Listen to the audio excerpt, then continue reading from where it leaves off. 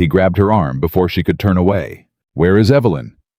His voice cracked down the middle. Raw, desperate, a man who had cleaned every corner of his house, picked wildflowers at dawn, and prepared a sunrise bedroom for a woman who was never coming. The stranger didn't flinch. She looked straight into his eyes and said the 4 words that collapsed everything he had built his hope upon: "I'm not your bought bride." The flowers fell from his hand. His whole future, 7 months of letters 31, promises gone in one breath from a woman he had never seen before in his life. Subscribe to our channel, hit the bell, and drop your city in the comments below. I want to see how far this story travels. Luke Callahan had not slept the night before. He told himself it was the heat, the dry Texas air that pressed against a man's chest and made breathing feel like work. But that was a lie, and Luke had never been particularly good at lying, not even to himself. The truth was simpler and more embarrassing than insomnia. He was nervous. A 32-year-old rancher, a man who had wrestled calves in mud and faced down a charging bull with nothing but a rope, and his own stubbornness, was standing in front of a mirror at 5 in the morning, trying to decide if his good shirt made him look like he was trying too hard. He decided it did not. He put it on anyway. The ranch house was cleaner than it had been in years. Luke had spent 3 days on it, scrubbing the kitchen floor on his hands and knees, rehanging the curtain rod in the front room that had been crooked since the winter before last, finally fixing the hinge on the back door that had been squealing since spring. He had even put fresh ticking on the mattress in the east-facing bedroom, the one where the sunrise came through the window in long golden bands every morning. He thought she would like that. She had written about sunrises in her 3rd letter. She said they made her feel like the world was being given back to her fresh every day. He had read that line so many times he could recite it without thinking. He had read all of the letters that many times. 7 months of correspondence. 31 letters exchanged he had counted, and Luke felt in a way he hadn't felt about anything in years, that he knew Evelyn Harper. Not the knowing that comes from seeing a person every day, from watching how they hold a coffee cup, or what they do when they think no one is looking. It was a different kind of knowing. A slower kind. The kind built from words chosen carefully from a person deciding what to put on paper and what to leave off. He knew what made her laugh. He knew she was afraid of being ordinary. He knew she had a garden she talked about like it was a person, a small plot behind her sister's house where she grew tomatoes and marigolds and something she called the stubborn lavender that refused to bloom the way the books said it should. He also knew, because she had told him plainly in her 5th letter, that she was not the kind of woman who expected romance to look like something out of a novel. She expected it to look like effort, like showing up, like a man who fixed what was broken and stood where he said he would stand. Luke figured he could manage that. So he stood on the Sunset Ridge platform with wildflowers in his hand, not a bouquet exactly, more like a collection of whatever had been blooming at the edge of the creek that morning, and he waited for the 9:40 train from San Antonio. He had been there since 9. He would have been there at 8 if Bill Hadley at the feed store hadn't stopped him and asked about the south fence repair, and Luke had spent 20 minutes discussing fence posts when his mind was entirely somewhere else. The train was on time, which felt like a good sign. Luke was not generally a man who believed in signs. He was practical in the way that ranching made a man practical. He believed in weather patterns and soil conditions, and the honest mathematics of what a piece of land could carry. But he had been looking for good signs all morning, small permissions from the universe to allow himself something he hadn't allowed in a long time. Hope. The platform filled with the usual chaos of arrival. Steam noise, the shuffle of bodies' trunks being hauled, children shouting, the conductor calling out connections. Luke stood still in the middle of it and watched the passengers come down. He was looking for dark hair. Evelyn had described herself in her 8th letter, not at length.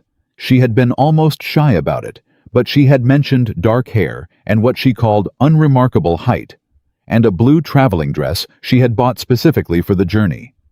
She said she would carry a carpet bag with a broken clasp that she kept meaning to fix. He saw the blue dress immediately. He saw the carpet bag. He stepped forward, and then the woman turned. Luke stopped walking, completely. The flowers went slack in his hand. She was not Evelyn. He knew this with a certainty he couldn't explain, and couldn't argue with the way a man knows sometimes when something has gone wrong before he can name the specific thing. The face was different. The posture was different. Even the way she stood on the platform was different. Not the quiet confidence Evelyn's letters had conveyed, but something more guarded, more wary, the stillness of a person who was expecting to be challenged. She was scanning the crowd.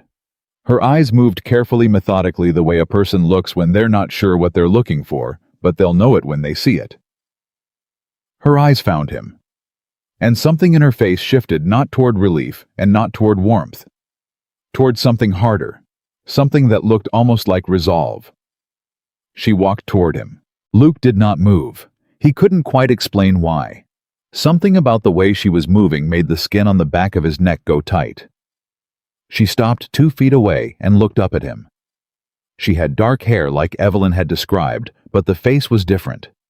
Similar, maybe the same jaw, the same shape of the eyes, but different enough that there was no question. This was not the woman he had been writing to. "Are you Luke Callahan?" she said. Her voice was quiet, careful, the voice of a person managing something. "I am," he said. She took a breath. He watched her take it, watched her square her shoulders the way a person does before they say something they've rehearsed and still aren't ready to say. "I'm not your bought bride," she said softly. The world went very still. Luke heard the train. He heard the platform. He heard Bill Hadley somewhere behind him laughing at something, and he could not make any of it fit together into a sentence. "My name is Clara Harper," she said. "I'm Evelyn's sister." He stared at her. "I need to tell you something," she said. "And I need you to hear all of it before you say anything. Can you do that?" "Done." He took her to the only place he could think of. Not the ranch, not yet, but the small restaurant at the end of Main Street, where the owner, a widow named Mrs. Dent, served coffee strong enough to make a man's hands shake and didn't ask questions about her customers. Luke had eaten there alone every Thursday for 4 years. He had never brought anyone with him. Clara sat across from him with her carpetbag on the seat beside her and her hands folded on the table, and told him the truth. It came out in pieces, not all at once, the way hard things always come when a person has been carrying them long enough that they've stopped knowing where to begin. Evelyn had been ill. That was how it started. Last winter, a sickness that began like a cold and didn't end like one that moved deeper and stayed and refused every remedy their doctor in Galveston could offer. By February, she had been confined mostly to bed. By March, she had stopped pretending she was going to get better. "She didn't want to stop writing to you," Clara said. Her voice was controlled, but just barely. "She talked about you. She talked about your letters. She—" Clara stopped, looked at her coffee cup, looked back up. "She said you were the first man in years who had written to her like she was a person and not a transaction." Luke said nothing. She couldn't hold a pen anymore in March. Her hands— Clara stopped again. "I started writing the letters for her. I would sit beside her and she would tell me what to say, and I would write it down and send it. That's how it went until—" She paused. "Until it didn't need to go that way anymore. Because she was gone." The word landed between them like something dropped. Luke set his coffee cup down very carefully. He had the sudden irrational thought that if he moved too quickly, something would break. "When?" he said. His voice came out flat. "April 14th, Clara said. He had received a letter dated April 18th. He had reread it 2 days ago. He opened his mouth, closed it. Something was happening in his chest that he didn't have a name for grief, maybe for a woman he had never met, which seemed impossible and yet was completely real and sitting across from him in the face of her sister. "The April letter," he said slowly. Clara met his eyes and didn't look away. "I wrote it," she said. "Alone. I know that was wrong. I have known it every day since. I told myself I thought if I—" She stopped, started again. "She asked me to come and tell you in person. She didn't want a letter. She said you deserved better than a letter. He stared at her. "She made me promise," Clara said. "So I came." The restaurant went on around them. Mrs. Dent moving between tables, the smell of coffee and old wood. Someone at the counter talking about the summer grazing, and Luke sat in the middle of all of it and felt like a man who had walked into a room and found the floor missing. "She was real to me," he said. It came out rougher than he intended. "I know I never met her. I know what this looks like, letters a stranger on a train. I know what it looks like. But she was real. She was real," Clara said quietly. "She was very real, and she—" Clara's voice broke for the first time, cleanly, one crack in the surface. "She wanted you to know that the letters were honest. Even the ones I wrote alone. Everything in them was true to who she was. I didn't invent her." Luke was quiet for a long time. Clara let him be quiet. That was the first thing he noticed about her. She did not rush to fill the silence. She sat with it the way a person sits with something heavy, not pretending it wasn't there, but not trying to move it before it was ready to move. "What are you planning to do now?" he asked eventually. "I have a return ticket," she said. "Train leaves the day after tomorrow. I have a room at the boarding house tonight and tomorrow." She said it simply, practically, with no drama. "I didn't want to assume anything." He nodded slowly, looked out the window, looked back. "All right," he said. So, she ate supper with him that evening. It was not his plan. His plan had been to drive back to the ranch and sit with what he had been told and decide what kind of man he was going to be about it. But Mrs. Dent had come by to refill their cups and asked if they'd be wanting the evening special, and before Luke had formed an opinion on the question, Clara had said yes, thank you, and somehow that was that. They ate in a silence that was not comfortable exactly, but was not hostile either. It was the silence of two people who had already said significant things and were not sure what came after significant things. Clara ate efficiently, without self-consciousness. She finished everything on her plate. Luke noticed because it was the kind of detail he noticed a person who didn't waste things, who ate without making a performance of it. "You're a bookkeeper," he said at some point. He remembered it from one of the early letters. Clara looked up. "I was. In Galveston. I left the position when Evelyn got sick." "What did you do before that?" "Records and accounts for a shipping company." She said it plainly, without apology. "I did their reconciliations, tracked cargo documentation, made sure their payment records matched their actual cargo movements." A small pause. "It was not exciting work, but it needed to be done correctly, and I did it correctly." "That sounds like something Evelyn would have said," Luke said. Clara looked at him for a moment. "It probably was," she said quietly. "I may have borrowed more of her voice than I realized." They were both quiet again. "Did she tell you much about the letters?" Luke asked. What you wrote, what I wrote back." "I read all of them," Clara said. "Both directions." And she seemed to choose her words the way a careful person chooses their footing on uncertain ground. "You wrote honestly," she said. "More honestly than most men do. You didn't try to make yourself into something you weren't.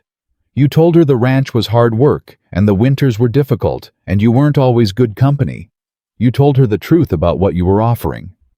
She paused. That mattered to her. That mattered to me too, reading them. Luke looked at his plate. "I also noticed—" Clara said, her tone shifting almost imperceptibly, becoming more careful, more precise, the way a person sounds when they've moved from conversation to information, that several of the letters mentioned payments. He looked up. "Land payments," she said. "To a company called Briggs Development. I noticed because you mentioned them twice in passing, and the amounts were—" She stopped. "I'm sorry, this isn't my business. You've had enough for one day." "What about them?" Luke said. She looked at him steadily. "The amounts didn't match a standard development agreement. Not in my experience. It's possible I'm wrong. I only do accounts, I don't know land contracts." She folded her napkin. "I shouldn't have said anything." "No," Luke said. "Tell me what you mean." "Tin, She stayed the first night at the boarding house as planned, but the second morning she showed up at the ranch. Luke was in the yard when he heard the wagon. He had hired a boy named Tommy Reese to run errands in town, and Clara had apparently persuaded Tommy to bring her out. She climbed down with her carpet bag and a leather satchel he hadn't seen before, and she looked at him with the expression of a person who had made a decision overnight and was not entirely at peace with it, but was committed nonetheless. "I'd like to see the contracts," she said, "if you'll show them to me." He stood there for a moment. Then he said, "Come inside." He had the documents in a tin box in the back room, not particularly organized, because organization of paperwork was not among Luke's stronger qualities. Land deeds, payment receipts, the contract with Briggs Development that Harlan Briggs had presented to him 8 months ago with the easy confidence of a man who considers paperwork a formality. Luke had read it twice and signed it. Briggs had shaken his hand and told him the railroad was coming through the Creek Valley by next spring, that the land values would double, that getting in ahead of the survey team was the smart move. The payments were structured quarterly, small enough not to hurt, large enough to feel like an investment. Clara spread the documents on the kitchen table and went silent. Not the polite silence of a guest in someone else's space, the absolute focused silence of a person who is reading. She read for 45 minutes without speaking. Luke made coffee. She didn't touch it. He walked out to check on the horses and came back, and she was still reading, except now she had a small notebook open beside the contracts and was writing things down in a quick, precise hand. "Luke," she said finally. He came to the table. She pointed to a line in the Briggs Development contract. "This is the company name, Briggs Development Associates, registered in..." She pointed to another line. "Except there's no registration date. There's a registration number, but registration numbers in Texas are issued sequentially. This number is out of sequence for any company registered in the county in the last 5 years." Luke leaned over. He had not noticed that. He didn't know what to notice. "And this," she said, moving to a payment receipt. "This is payment 2 made to the same company. But look at the payee line on payment 1. She set them side by side. The handwriting is different. Not slightly different. The way a clerk copies a name a different day the letter forms are completely different. Someone changed how they spelled associates between payment 1 and payment 2. Luke looked. She was right. He could see it now that she pointed, but he would not have seen it without her. "And this." She moved to the development agreement itself, the one Harlan Briggs had presented as the main document. Turned to the back page. "Witness signatures, 2 required. 1 is Harlan Briggs. The second." She tilted the page toward him. "The second signature is Wendell Cole." Luke went very still. "Cole is the county officer." "Yes," Clara said quietly. "He is." Briggs had him witness the contract. Possibly. Or someone added Cole's signature after Briggs had already signed. She said it carefully as a possibility, not a conclusion.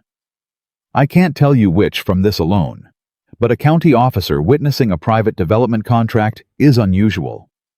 It suggests either a relationship that predates this document or a reason to want an official name on something unofficial." Luke sat down at the kitchen table. He looked at the contract he had signed. The signature he had put on it in good faith 8 months ago, while Harlan Briggs stood across from him, telling him about the railroad, about the future, about how the smart ranchers were already getting positioned. He thought about the quarterly payments he had made, the money he had pulled from the ranch's slim margins and handed over without question because he had been told it was an investment. He thought about the east bedroom with the sunrise window, the clean floors, the wildflowers he had picked at dawn. He thought about how much of the last several months he had spent preparing for a future that was being quietly dismantled around him. "How bad is it?" he said. Clara did not soften it. He was grateful for that. "I don't know yet," she said. "But I think it's worse than just your ranch." The rest of that day and well into the night was Clara and her notebook and the documents spread across Luke's kitchen table. She was methodical in a way that was almost alarming to watch. She moved through the records in a specific order she appeared to have established in her own mind without explaining it, and she wrote things down with the focused efficiency of someone who had done this kind of work for years. Luke brought her coffee 3 times. The third time she actually drank it. At some point around 6 in the evening, she looked up and said, "Do you know your neighbors well?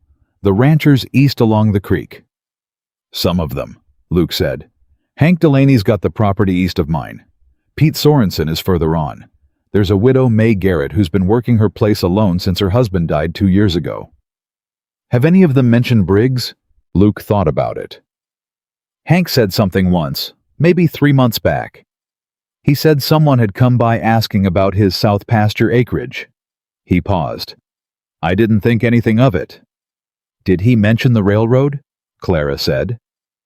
Luke's jaw tightened. "Yeah. He mentioned the railroad." Clara turned back to the documents and made a notation.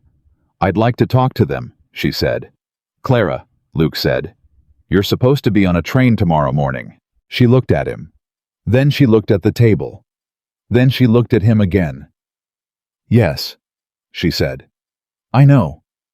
She did not say anything else, and Luke did not ask her to stay, but he moved her return ticket to the far end of the table, under the lamp, where neither of them had to look at it. That night, Luke sat on the front porch after Clara had gone back to the boarding house in town. He had driven her himself. The conversation between them quiet and strange, and not uncomfortable the way he expected. He sat with his coffee going cold and thought about Evelyn, about the letters, about what it meant to grieve a woman he had never met. He thought it should feel false. It didn't. The letters had been real. The conversations, even if conducted through her sister's hand, had been real. The version of himself he had become in 7 months of writing to someone who actually read what he wrote that had been real. He thought about the contract on his table, the false registration number, the different handwriting, Wendell Cole's signature on a document it had no business being on. He thought about the wildflowers he had left in a jar on the kitchen counter because he hadn't known what else to do with them. Then he thought about Clara sitting in a boarding house room in town with her leather satchel and her notebook and the focused, careful mind that had caught in an hour what he had missed in 8 months. He went inside and got a piece of paper. He sat down and wrote 2 sentences. "If you want to see Hank Delaney's records, I can take you out there in the morning. He'll talk to me." He left it with the boy at the boarding house front desk. He drove back to the ranch in the dark and went to sleep for the first time in a long time, feeling something that wasn't quite peace and wasn't quite dread. Something in between. Something like being in the middle of a thing that wasn't finished yet and deciding that was all right. By the time Luke pulled into the yard the next morning, a note had already been slipped under his front door. 7 o'clock. I'll be ready. He read it twice. Then he put it in his shirt pocket. Then he went to start the coffee. The wrong woman had arrived on the right train. And whatever was coming, whatever Harlan Briggs had set in motion, and Wendell Cole had signed his name to, and the half-dozen ranchers along the creek were slowly losing without knowing it was about to meet something it had not planned for. A woman with a notebook, a dead sister's courage, and absolutely nothing left to lose. Hank Delaney was not a man who trusted easily, and he made no effort to hide it. He was standing in his doorway when Luke pulled up, arms crossed, jaw set, with the particular expression of a man who had recently learned that being friendly to strangers was an expensive habit. He looked at Luke. He looked at Clara, sitting on the wagon seat beside Luke. He looked back at Luke. "Who's this?" he said. "Her name is Clara Harper," Luke said. "She's good with accounts and records. I'd like her to look at whatever Briggs gave you." Hank didn't move. "Why?" "Because she looked at mine yesterday and found 3 things wrong in 45 minutes that I never saw in 8 months, Luke said. "That's why." Hank was quiet for a moment. Then he stepped back from the door. Clara was already climbing down from the wagon. Hank's records were worse than Luke's, not in the sense that they were more fraudulent, but in the sense that they were more disorganized, stuffed into a wooden crate under a workbench in the back room. Receipts folded into contracts, folded into letters. All of it pressed together into a kind of financial sediment. Clara pulled it out without comment and started sorting. Luke and Hank stood in the kitchen and drank coffee and said almost nothing for 20 minutes. "Where'd you find her?" Hank said, eventually low enough that it wouldn't carry to the back room. "She found me," Luke said. It's a long story. She know what she's doing. From the back room without looking up, Clara said, yes. Hank looked at Luke. Luke looked at his coffee. She worked through Hank's records in just under an hour. What she found was different from Luke's documents, but connected to them in a way that made Luke's neck go tight when she explained it. Hank had received a different version of the Briggs development contract, different language in the easement clause, a slightly different quarterly payment structure, but the registration number on the company letterhead was from the same false sequence. Not the same number, a consecutive one. As if someone had assigned themselves a block of numbers and was working through them, one contract at a time. They didn't reuse the same false number, Clara said, setting both contracts side by side on Hank's kitchen table. They used sequential false numbers, which means they planned for multiple contracts from the beginning. This wasn't improvised. This was a system. Hank stared at the two documents. How many ranches you think they hit? I don't know yet, Clara said. But the numbers suggest at least 6 sequential contracts were prepared, possibly more. She looked at Luke. Who else is along the creek? They went to Pete Sorensen's place next. Then to May Garrett's. By the time they reached May Garrett's kitchen, a small tidy space that smelled like coffee and determination.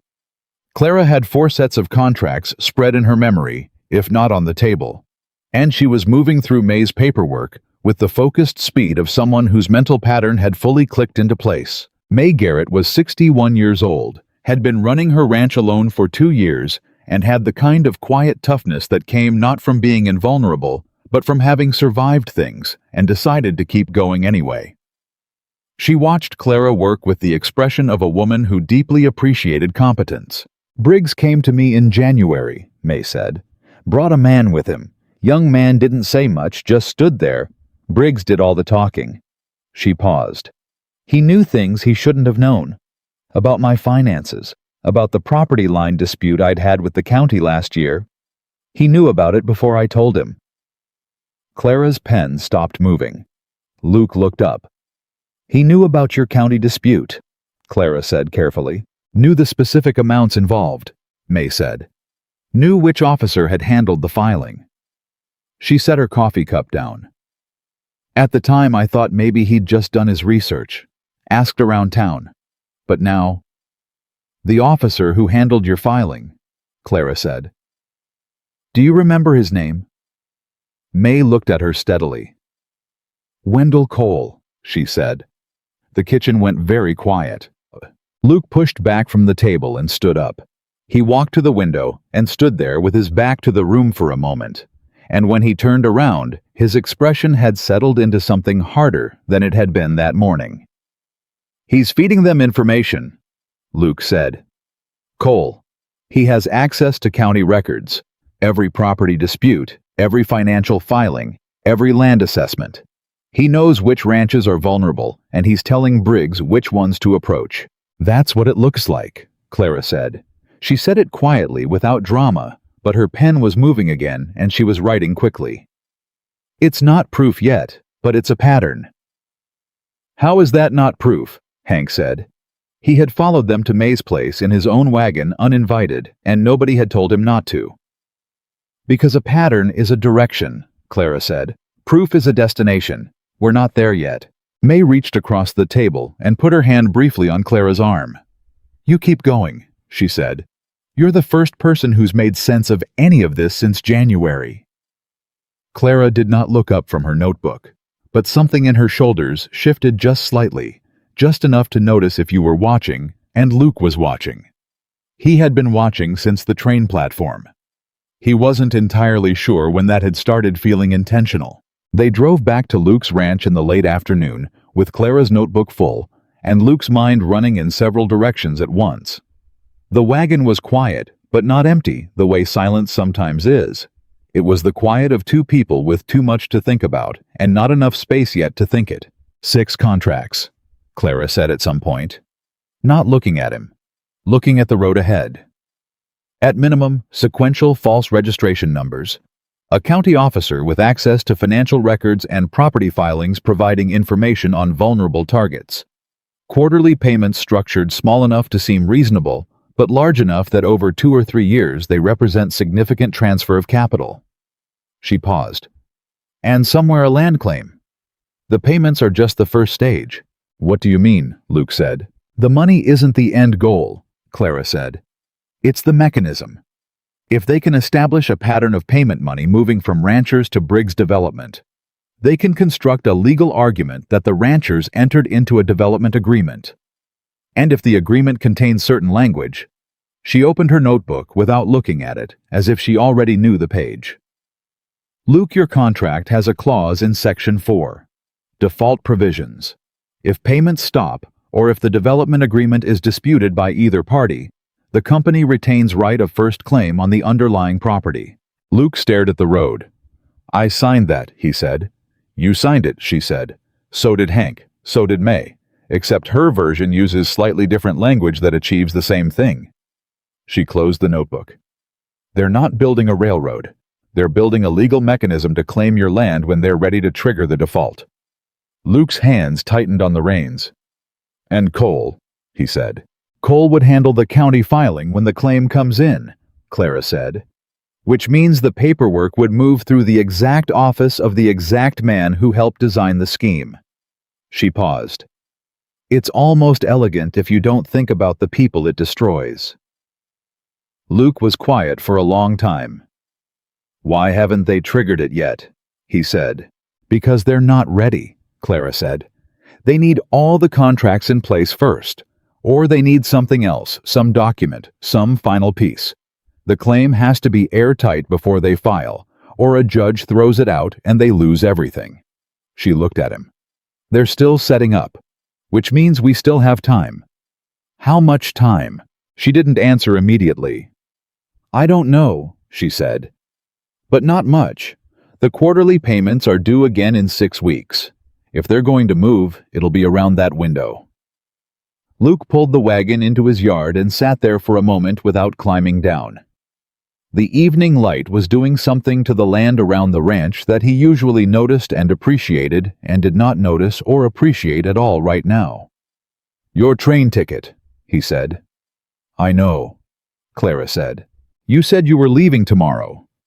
I know what I said. He looked at her. She looked at him. If you stay, he said carefully, I don't want you to think it's because I'm not asking you to. He stopped, started again. I don't want this to be another arrangement, another transaction. I've had enough of those. Clara was quiet for a moment. Then she said, I'm not staying because of an arrangement. I'm staying because 6 ranches full of people are about to lose everything they own, and I'm the one who figured out how the scheme works. A pause. And because Evelyn would have stayed. Luke nodded slowly. Then he climbed down from the wagon and went to help her down from the other side, which he hadn't done before, and she took his hand briefly and then let it go, and neither of them made anything of it. Inside, the wildflowers were still in the jar on the kitchen counter. They were past their best now, drooping at the stems, but Clara set her satchel down next to them and unpacked her notebook onto the table, without mentioning them or moving them. Luke put the coffee on. They went back to work. The second full day in Sunset Ridge was the day Clara understood the scope of what they were dealing with, and the understanding settled over her, not like a revelation, but like a weight she'd been lifting for 2 days and had finally recognized the full measure of. She sent Luke to town the next morning with a specific list. Not for supplies, for information. She needed the county's public land registry entries for the past 18 months. The names of any businesses registered in the county in that period, and she said this carefully, watching his face. The name of whoever had access to the financial hardship filings in the county clerk's office. Luke looked at the list. Cole handles most of the county office work personally. I know, Clara said. Don't go through Cole. Is there anyone else in that office? Luke thought about it. There's a young woman, Nora Pines. She's been there about a year. She mostly does the filing, the clerical work. Does she know you? By sight. She attended the same church as my neighbor for a while. Go to her, Clara said. Don't ask for anything that sounds like an investigation. Just say you're verifying your property registration, that you want to confirm the records are current. People are usually willing to confirm existing records. It's pulling new information that makes them nervous. She paused. And Luke, don't tell her what you're looking for. Just look. He came back at midday with 3 pages of notes written in his own cramped, earnest handwriting. He was not a practiced note-taker, and the pages showed it, but the information was there. Clara read them at the kitchen table, with the focused absorption of someone piecing together a picture from the edges in. The county land registry showed 6 properties along the Creek Valley that had received what the registry called pending development interest notations in the past 14 months. Pending development interest was a real but rarely used designation. It signaled that a registered development company had filed preliminary interest in adjacent or overlapping land. It wasn't a claim. It wasn't legally binding. But it created a paper trail, suggesting an established relationship between the development company and the land. Someone had filed those notations without telling the ranchers. Without telling Hank Delaney or Pete Sorensen or May Garrett that their land had been flagged in the county registry as pending development interest. That's when the clock starts, Clara said. She was talking half to herself and half to Luke, who was sitting across the table watching her read, with the expression of a man who has decided to trust a process he doesn't fully understand. Once that notation is in the registry, the development company has an official recorded relationship with the property. When they trigger the default clause when the payments stop, or they manufacture a dispute, they file the land claim against a property that already shows registered development interest in county records. She looked up. A judge who doesn't look closely will see an established development relationship and a signed contract with a default clause and rule for the company. It takes 30 minutes and it looks legitimate. Can it be undone? Luke said. If the company registration is fraudulent, if we can prove those sequential numbers don't correspond to any legally chartered company, the entire contract is void. The default clause is unenforceable. The land claim fails. She set the pages down. But we need the original registration records. Texas Secretary of State, Austin. That's 4 days by post, Luke said. I know, Clara said. We write today. She drafted the letter herself, Luke watching over her shoulder, and when she finished, he read it twice and said, You write like a lawyer. I write like someone who spent 5 years making sure documents said exactly what they needed to say and nothing extra, she said. It's close, but it's not the same. He looked at her for a moment. Close enough, he said. She folded the letter, looked at him. There's something else, she said. Luke sat down. She had been holding the next part since the night before, not from reluctance to tell him, but because she hadn't been certain of it yet. She was certain now. The quarterly payment schedule in your contract, she said. Briggs's company is receiving money from 6 ranches simultaneously. Even small amounts add up. But the payment structure is not set up like an investment receipt. It's set up like a loan repayment. Same structure. Regular intervals, fixed amounts, penalty clauses for late payment. She paused. Which means somewhere there's a lender. Someone backing Briggs who is expecting those payments to flow through to them. She looked at him directly. This isn't Harlan Briggs working alone. Someone is financing this operation. Someone with the capital to wait out the setup period, the connections to get a county officer involved, and enough legal knowledge to construct contracts that look valid on first read. Luke said nothing for a long moment. You think it goes higher than Colin Briggs? I think it almost has to, Clara said. The scheme is too well constructed for 2 men with a Sunset Ridge County office and a charming manner. Someone drew up those contracts. Someone with legal training. You're saying there's a third party. At minimum, she said. And whoever they are, they're staying invisible. Briggs is the face. Cole is the mechanism. But the architecture of this, the sequenced registration numbers, the pending development notations, the loan-structured payments, someone planned that from behind a desk somewhere, and then sent Briggs out to execute it. The kitchen was very quiet. Luke stood up and walked to the window. In that way he had not pacing exactly, just moving when staying still became impossible, and he stood there for a moment and then said without turning around, Evelyn would have liked you. Clara went still.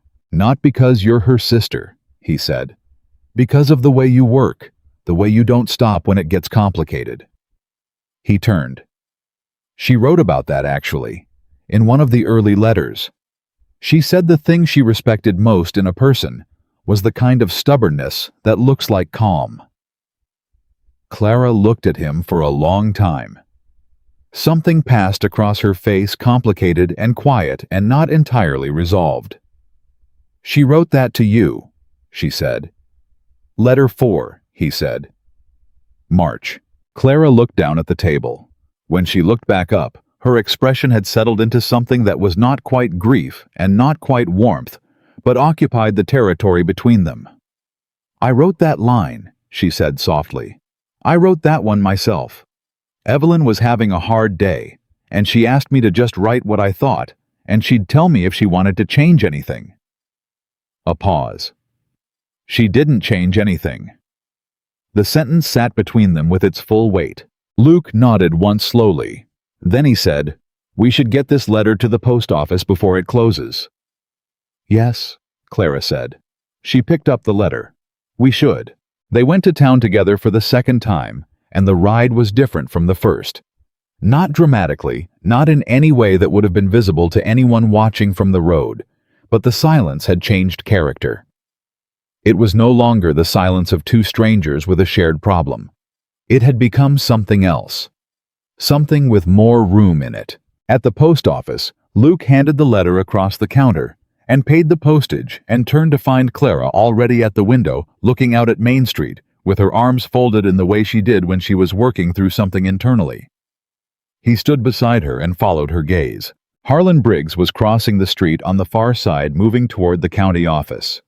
He was a broad man, well-dressed by Sunset Ridge standards, with the easy walk of someone who believed the ground belonged to him.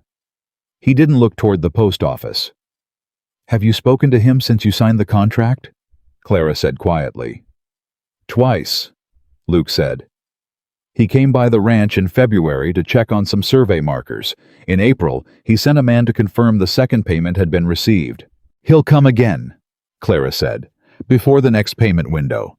He'll want to confirm everything is still on track. She paused. When he does, don't tell him anything has changed. Don't mention me.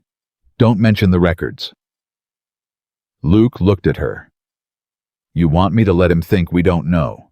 I want the scheme to keep running exactly as designed for a few more weeks, she said. Because the moment Briggs knows someone is looking, he will move. He'll trigger the default early file, whatever he can file, before we can stop him, and then we're fighting a claim in court instead of preventing one. She turned from the window. Right now, he thinks 6 isolated ranchers are sitting on their land making payments like good cooperative victims. That's our advantage. We cannot waste it. Luke looked at Briggs's retreating back across the street. Then he looked at Clara. You've done this before, he said. This kind of untangling, exposing something that's been deliberately hidden. She considered the question honestly. Not exactly like this, she said. But at the shipping company there were discrepancies. Cargo that was recorded as delivered but wasn't payments that didn't match manifests. I found it because I was paying attention when no one thought anyone was paying attention. She paused. Men like Briggs rely on the assumption that the people they target won't know what to look for. They're usually right. But not this time, Luke said. Clara looked at him. The corner of her mouth moved, not quite a smile, but close. The closest he'd seen. Not this time, she said. That night, for the first time since she arrived, Clara ate supper at Luke's kitchen table, rather than going back to the boarding house. It was not a planned thing. They had been working until the food needed to happen, and it was simpler to just stay. Luke cooked something functional and unapologetic: beans, salt pork, cornbread, coffee. Clara ate without commenting on it in either direction, which Luke found he appreciated. After the dishes, she stayed at the table with her notebook, and he sat across from her with a piece of paper and began writing names. Every rancher along the creek he could think of. Every property boundary he knew, trying to construct a map in words because he didn't have the materials for a real one.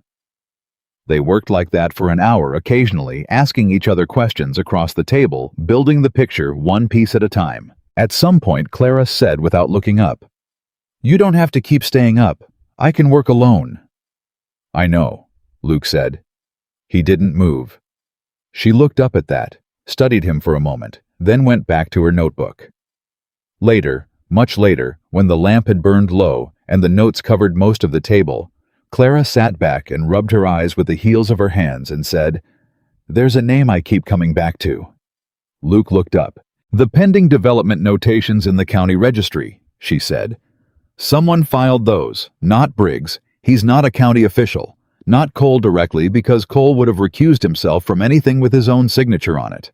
But the filings are dated and the dates are all on Thursdays. Every single one. 6 properties, 6 filings, all on Thursdays." Luke thought about it. "The circuit judge comes through on Fridays," he said slowly. "County office is busiest on Thursdays getting filings prepared. Which means it would be easy to slip something into the queue on a Thursday without it standing out," Clara said. "Whoever filed those notations knew the office schedule well enough to use it as cover." She paused. "That's not someone working from the outside. That's someone who works in that office. Or worked in it." Luke sat very still. "Nora Pines," Clara said quietly. "Or someone before her. Someone who left recently. I need to know who was in that office before her." Luke thought about it for a long moment. "There was a man," he said slowly, "before Nora. He left about 16 months ago. Moved on, people said. His name was Garrett." He paused. "Not May Garrett's husband, different family. First name Arthur." Clara was writing. "Arthur Garrett," she said. "And the first pending development notation in the registry, what was the date on it?" Luke looked at his notes from Nora Pines' records. 15 months ago, he said. Clara looked up, met his eyes. 1 month after Arthur Garrett left the county office, she said. The lamp flickered between them. Luke said nothing. He didn't need to. The number had already landed 15 months 1 month after the Thursdays, the sequential registration numbers, the invisible hand behind Briggs and Cole, and it was all pointing in the same direction toward a shape that was becoming clearer by the hour. Clara closed her notebook, set her pen down, looked at her hands for a moment, and then looked up at Luke. "I need you to understand something," she said. "What we're building here, the evidence, the pattern, the legal argument, it's strong, it's real. But right now, it's paper, and paper needs a courtroom to become justice." She paused. "We need a judge who hasn't been touched by this, who has jurisdiction over county officer conduct. And we need the other ranchers ready to stand together because one man's records prove one man's problem. 6 men's records prove a conspiracy." Luke held her gaze. "Judge Elias Horn," he said. "He rides the territory circuit. He's got a reputation for not being anyone's friend when it comes to land fraud." A pause. "He's due through in about 3 weeks." Clara nodded slowly. "Then we have 3 weeks," she said, "to finish the evidence, to write to Austin and get the company registration confirmation back, to talk to every rancher along that creek and make sure they're ready." "And Briggs," Luke said. "Briggs," Clara said, "is going to keep thinking he's 2 steps ahead of everyone." She looked at him steadily. "He won't know we've already passed him." Luke nodded, stood up, began gathering the papers from the table with a careful, deliberate movement that had nothing to do with tidiness and everything to do with needing to do something with his hands. "I'll drive you back to town," he said. "Thank you," Clara said. She gathered her satchel, picked up her notebook, paused at the table for a moment, looking at the wildflowers in the jar on the counter, more brown than not now, hanging past their time. She didn't say anything about them, but she didn't look away from them either for just a moment before she followed Luke to the door. The letter from Austin arrived on a Wednesday 11 days after they sent it. Luke was in the yard when Tommy Reese came riding up with it, and something about the boy's pace faster than a routine delivery made Luke set down his tools before Tommy even called out. He took the envelope, turned it over once, and walked directly inside where Clara was working at the kitchen table. He set it in front of her without a word. She opened it without ceremony. She read it once through fast. Then she read it again slowly, the way she read everything important twice because the second reading was where the details lived. Then she set the letter flat on the table and put both hands on top of it and looked at Luke. "Briggs Development Associates," she said. "No company by that name or registration number has ever been legally chartered in the state of Texas." Luke pulled out a chair and sat down. "The sequential numbers we identified," Clara continued, "belong to a block that was applied for and denied, in 1887 denied, because the applicant failed to complete the charter documentation. The block was never reissued, which means whoever used those numbers knew they existed in the registry and knew they had never been formally tied to a real company." She paused. "This wasn't an accident or a shortcut. Someone deliberately found dead registration numbers and used them because they would survive a casual check but collapse under a formal one." "Meaning someone with access to the state registry records," Luke said. "Or someone who paid for that access," Clara said. She stood up and went to the corner of the kitchen where her satchel lived. Now it had stopped being a guest's bag and started being simply where it lived, and pulled out the file she had been building for 10 days. Contracts, payment receipts, the notes from Hank and May and Pete Sorensen, the county registry entries, her own written summaries of the patterns. She laid them across the table in the order she had established, and then she placed the Austin letter at the top of the sequence. "This is the keystone," she said. "Everything else describes the crime. This proves the instrument of the crime didn't legally exist. Any contract signed with Briggs Development Associates is a contract signed with a fiction." She looked at Luke. "Every default clause, every pending development notation, every land claim they plan to file, all of it rests on a foundation that doesn't exist." Luke stared at the documents. "Then it's over," he said. "They can't file a valid claim." "They can't file a valid claim if a judge sees all of this," Clara said carefully. "But they don't know we have it. And a man like Briggs, when he feels the ground shifting, he doesn't stop. He accelerates." She was right. They found out how right she was the very next morning. Hank Delaney showed up before breakfast, which meant something was wrong, because Hank Delaney did not make social calls, and he especially did not make them before the sun had finished deciding what it was doing. He tied his horse at the post and came through the door with his hat in his hand and his jaw tight and said without preamble, "I got a notice yesterday evening. County office. Land contest filing against my south pasture." Clara was at the table before he finished the sentence. "Let me see it." He handed it over. She read it standing up, and as she read, Luke watched her face, watched the careful, controlled expression do something it hadn't done before in his presence. It tightened, not with panic, with anger. "They filed early," she said. "What does that mean?" Hank said. "It means someone told them we were asking questions." She set the notice on the table. "This filing is dated 4 days ago, before the Austin letter arrived, but the timing—" She stopped, picked the notice back up, read the bottom section again. "The filing officer is listed as Wendell Cole." Hank said a word that would have embarrassed him in church. "He filed his own name on it," Luke said. "Is that legal?" "It's not illegal if no one challenges it," Clara said. "And it wouldn't be challenged in normal circumstances because Cole is the county officer. He processes filings, he doesn't usually appear on them as a party. But if the land company needed a filing officer and their usual mechanism was compromised..." She thought for a moment. He panicked, or Briggs panicked. Something changed in the last week and they decided to move before they were ready. Luke thought about the post office, about Harlan Briggs crossing the street, about the fact that Sunset Ridge was a small town and he had been seen with Clara 3 times in 2 weeks, visiting neighboring ranches and small towns, did not fail to notice things. "Someone saw us," he said. Clara looked at him. "Yes," she said. "Someone saw us and told Briggs."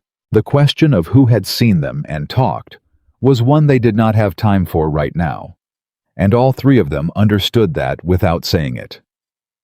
Hank sat down. Clara paced the length of the kitchen, once the only time Luke had seen her pace, and then she stopped and stood very still. And he could almost see the gears turning the rapid-fire assessment of what this changed and what it didn't. The filing against Hank's south pasture is first, she said, which means the others are coming. Days, not weeks. They'll file sequentially, probably all through Cole trying to get everything in the county record before anyone can respond. She turned to Luke. How long does a landowner have to contest a filing? 30 days from notice, Luke said. Usually. 30 days is enough, Clara said, if we use every hour of it.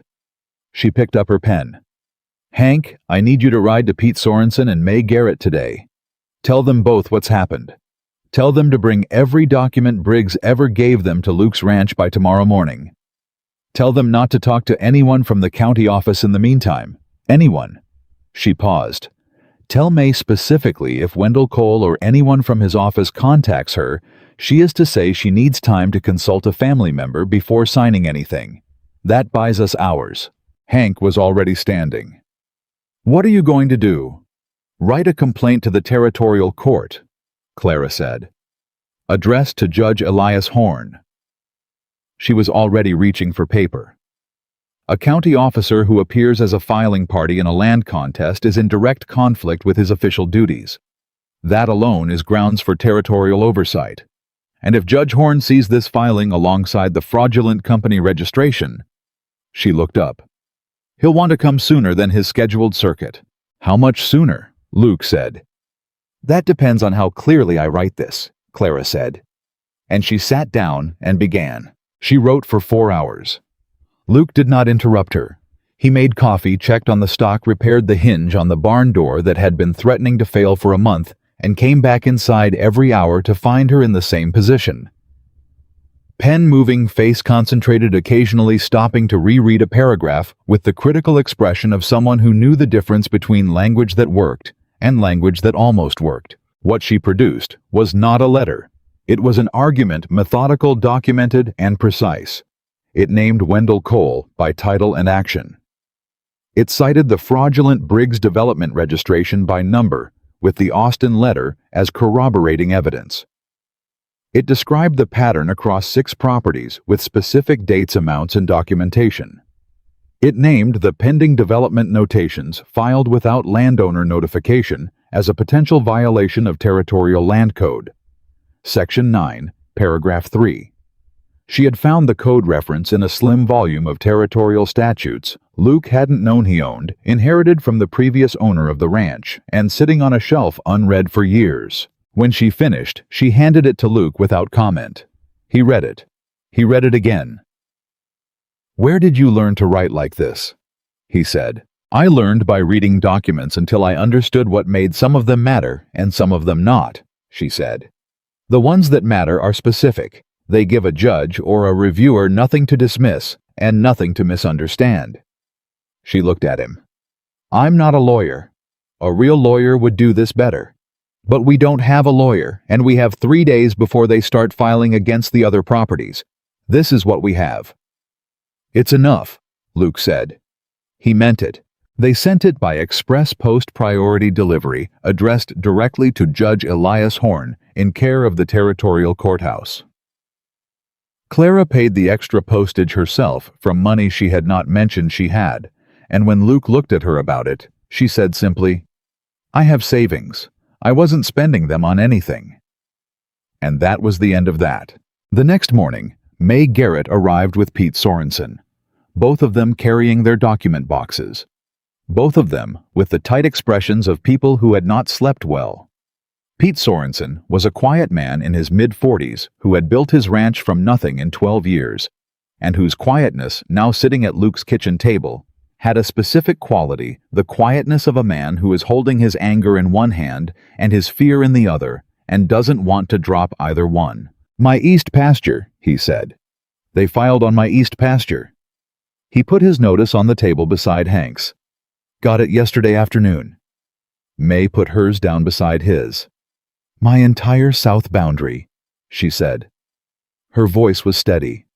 Every inch of it. 3 filings in 3 days. moving exactly as Clara had predicted. She spread the notices in a row and compared them, reading quickly. Same filing officer on all three, she said.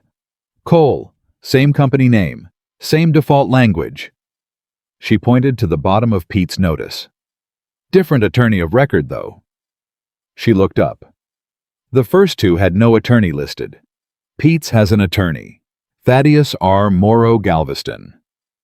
The name sat on the table. Luke said slowly, a Galveston attorney, which is where Briggs would have gone to find legal architecture for this kind of scheme, Clara said. Galveston is the money. The shipping, the land investment, the law firms that handle complex property arrangements. If there's a third party behind Briggs, the financier, the one who drew up the contracts, they're almost certainly in Galveston. May looked at her. You think someone in Galveston is running this? I think someone in Galveston designed it, Clara said. And I think Thaddeus R. Morrow might be the man who designed it. She paused. Or the man who knows who did. Pete Sorensen's quiet broke just slightly. How do we fight a Galveston attorney from Sunset Ridge, Texas? The same way we fight everything else, Clara said, with better evidence. She looked around the table. Pete, May, Hank, Luke. 4 people who had come to this ranch because they had nowhere else to bring this. The attorney being named changes things.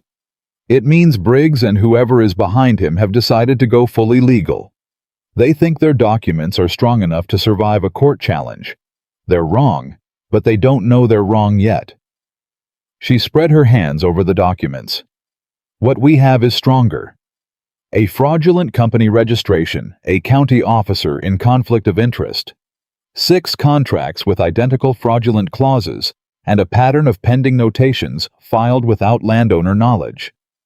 Any one of those things is a problem for their case. Together, they are the case. May Garrett put her hands flat on the table.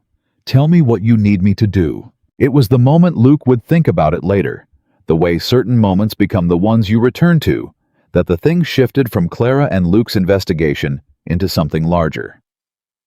When May Garrett put her hands on the table and asked what she needed to do, Pete Sorensen straightened in his chair.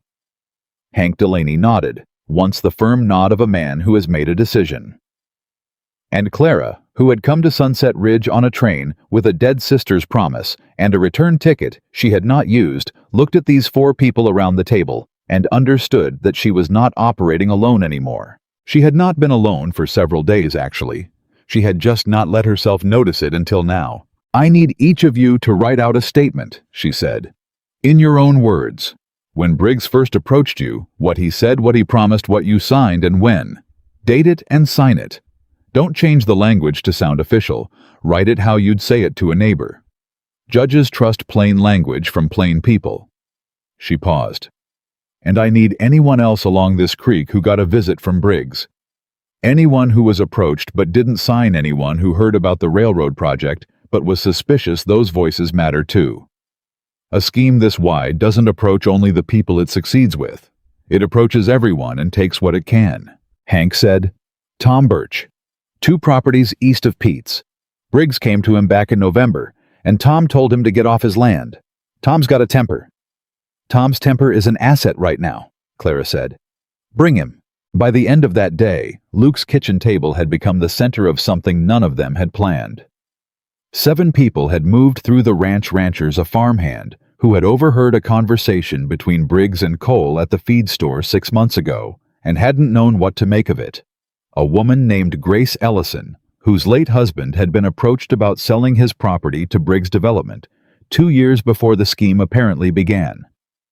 Grace Ellison, who was 63 years old and had driven herself 8 miles in a wagon, because Hank Delaney had told her what was happening, sat at Luke's table and said with perfect clarity, My husband said it smelled like a confidence scheme.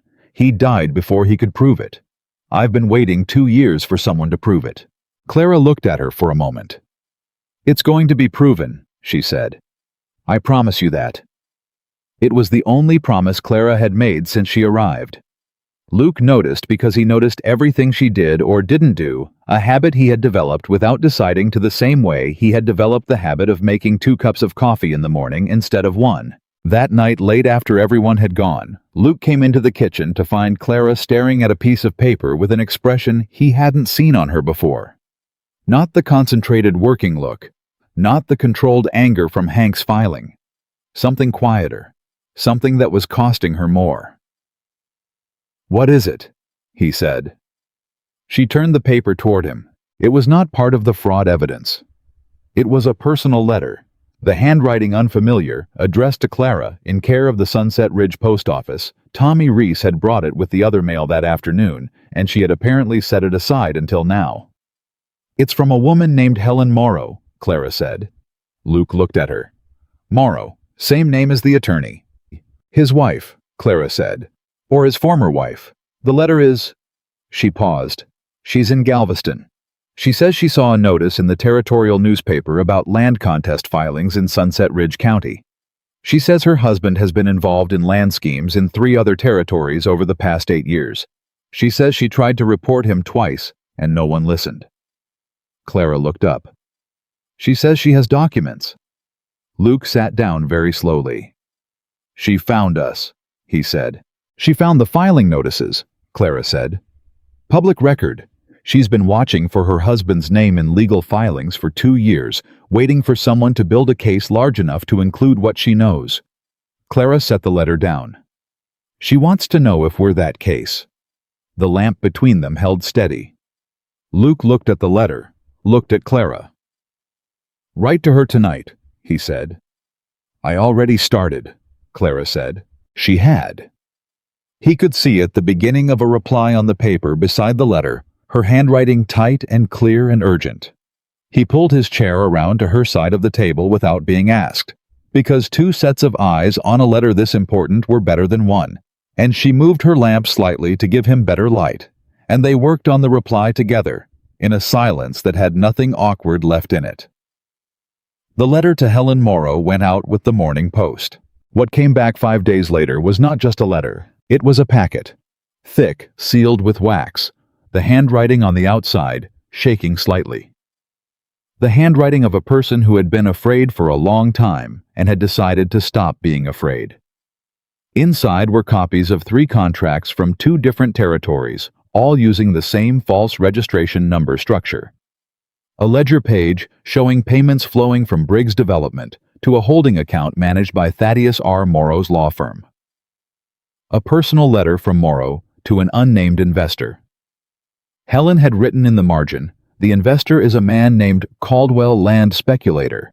Denver describing the Sunset Ridge operation as the largest of the series, and estimating the total land value at acquisition as sufficient to retire the Colorado debt entirely. Clara read the packet at the kitchen table with Luke beside her, and the morning going on outside without them. When she finished, she set it down and said nothing for almost a full minute. Then she said, "This is bigger than Sunset Ridge." "How much bigger?" Luke said. 3 territories, Clara said. "At minimum.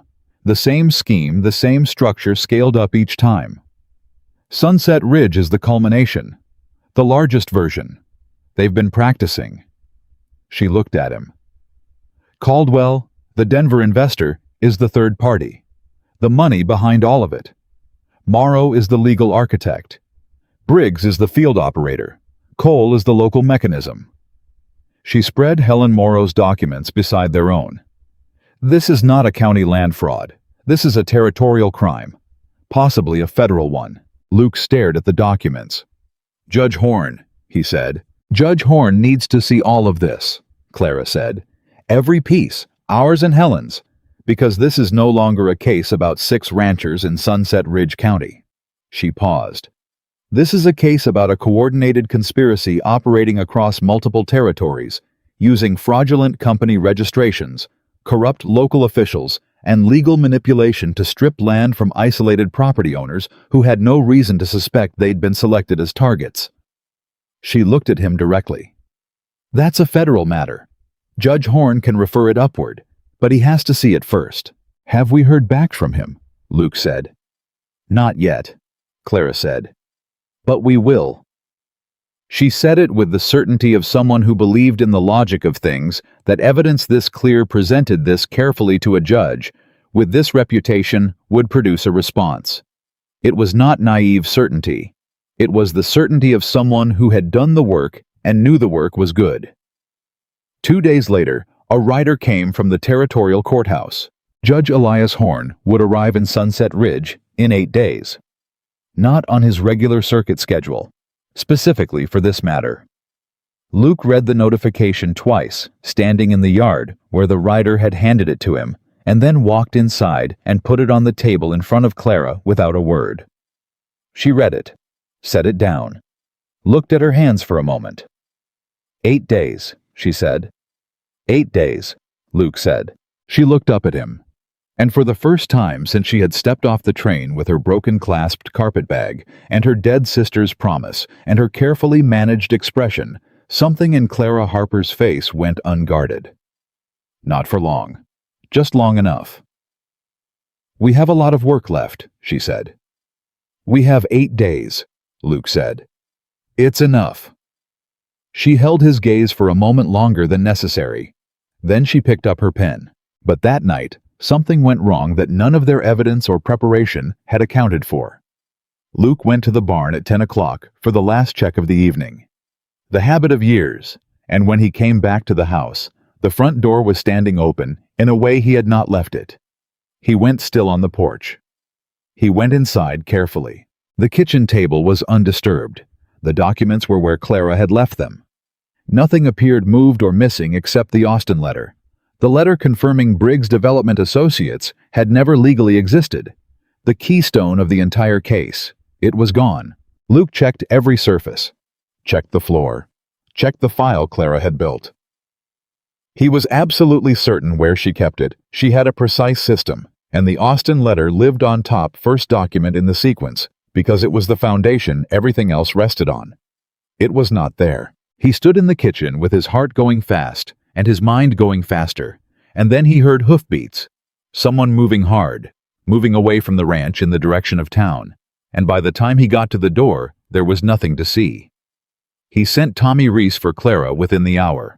She came in fast, still buttoning her coat, and he told her without cushioning it. She went straight to the table, went through the file with the rapid systematic check of someone who knew exactly where everything lived, and when she straightened up, her face was controlled in that way that meant the thing underneath was not. "They were in this house," she said. "Yes," Luke said. "They know what we have," she said. "Or they think they know. They took the Austin letter because it's the one piece they can't replicate or counter. It's a government record that proves their company never existed." She paused. "Without it, the contracts still look fraudulent, but a clever lawyer can argue irregular paperwork instead of deliberate fraud. It narrows our case." "Can we get another copy from Austin?" Luke said. In 8 days, she was already calculating. "By express, if we send tonight, possibly. But Briggs will know we're trying, and he may find a way to interfere with the response." She looked at him. "Do you have a copy of anything you sent them? Any drafts?" Luke went to the back room, came back with nothing useful. Clara stood at the table.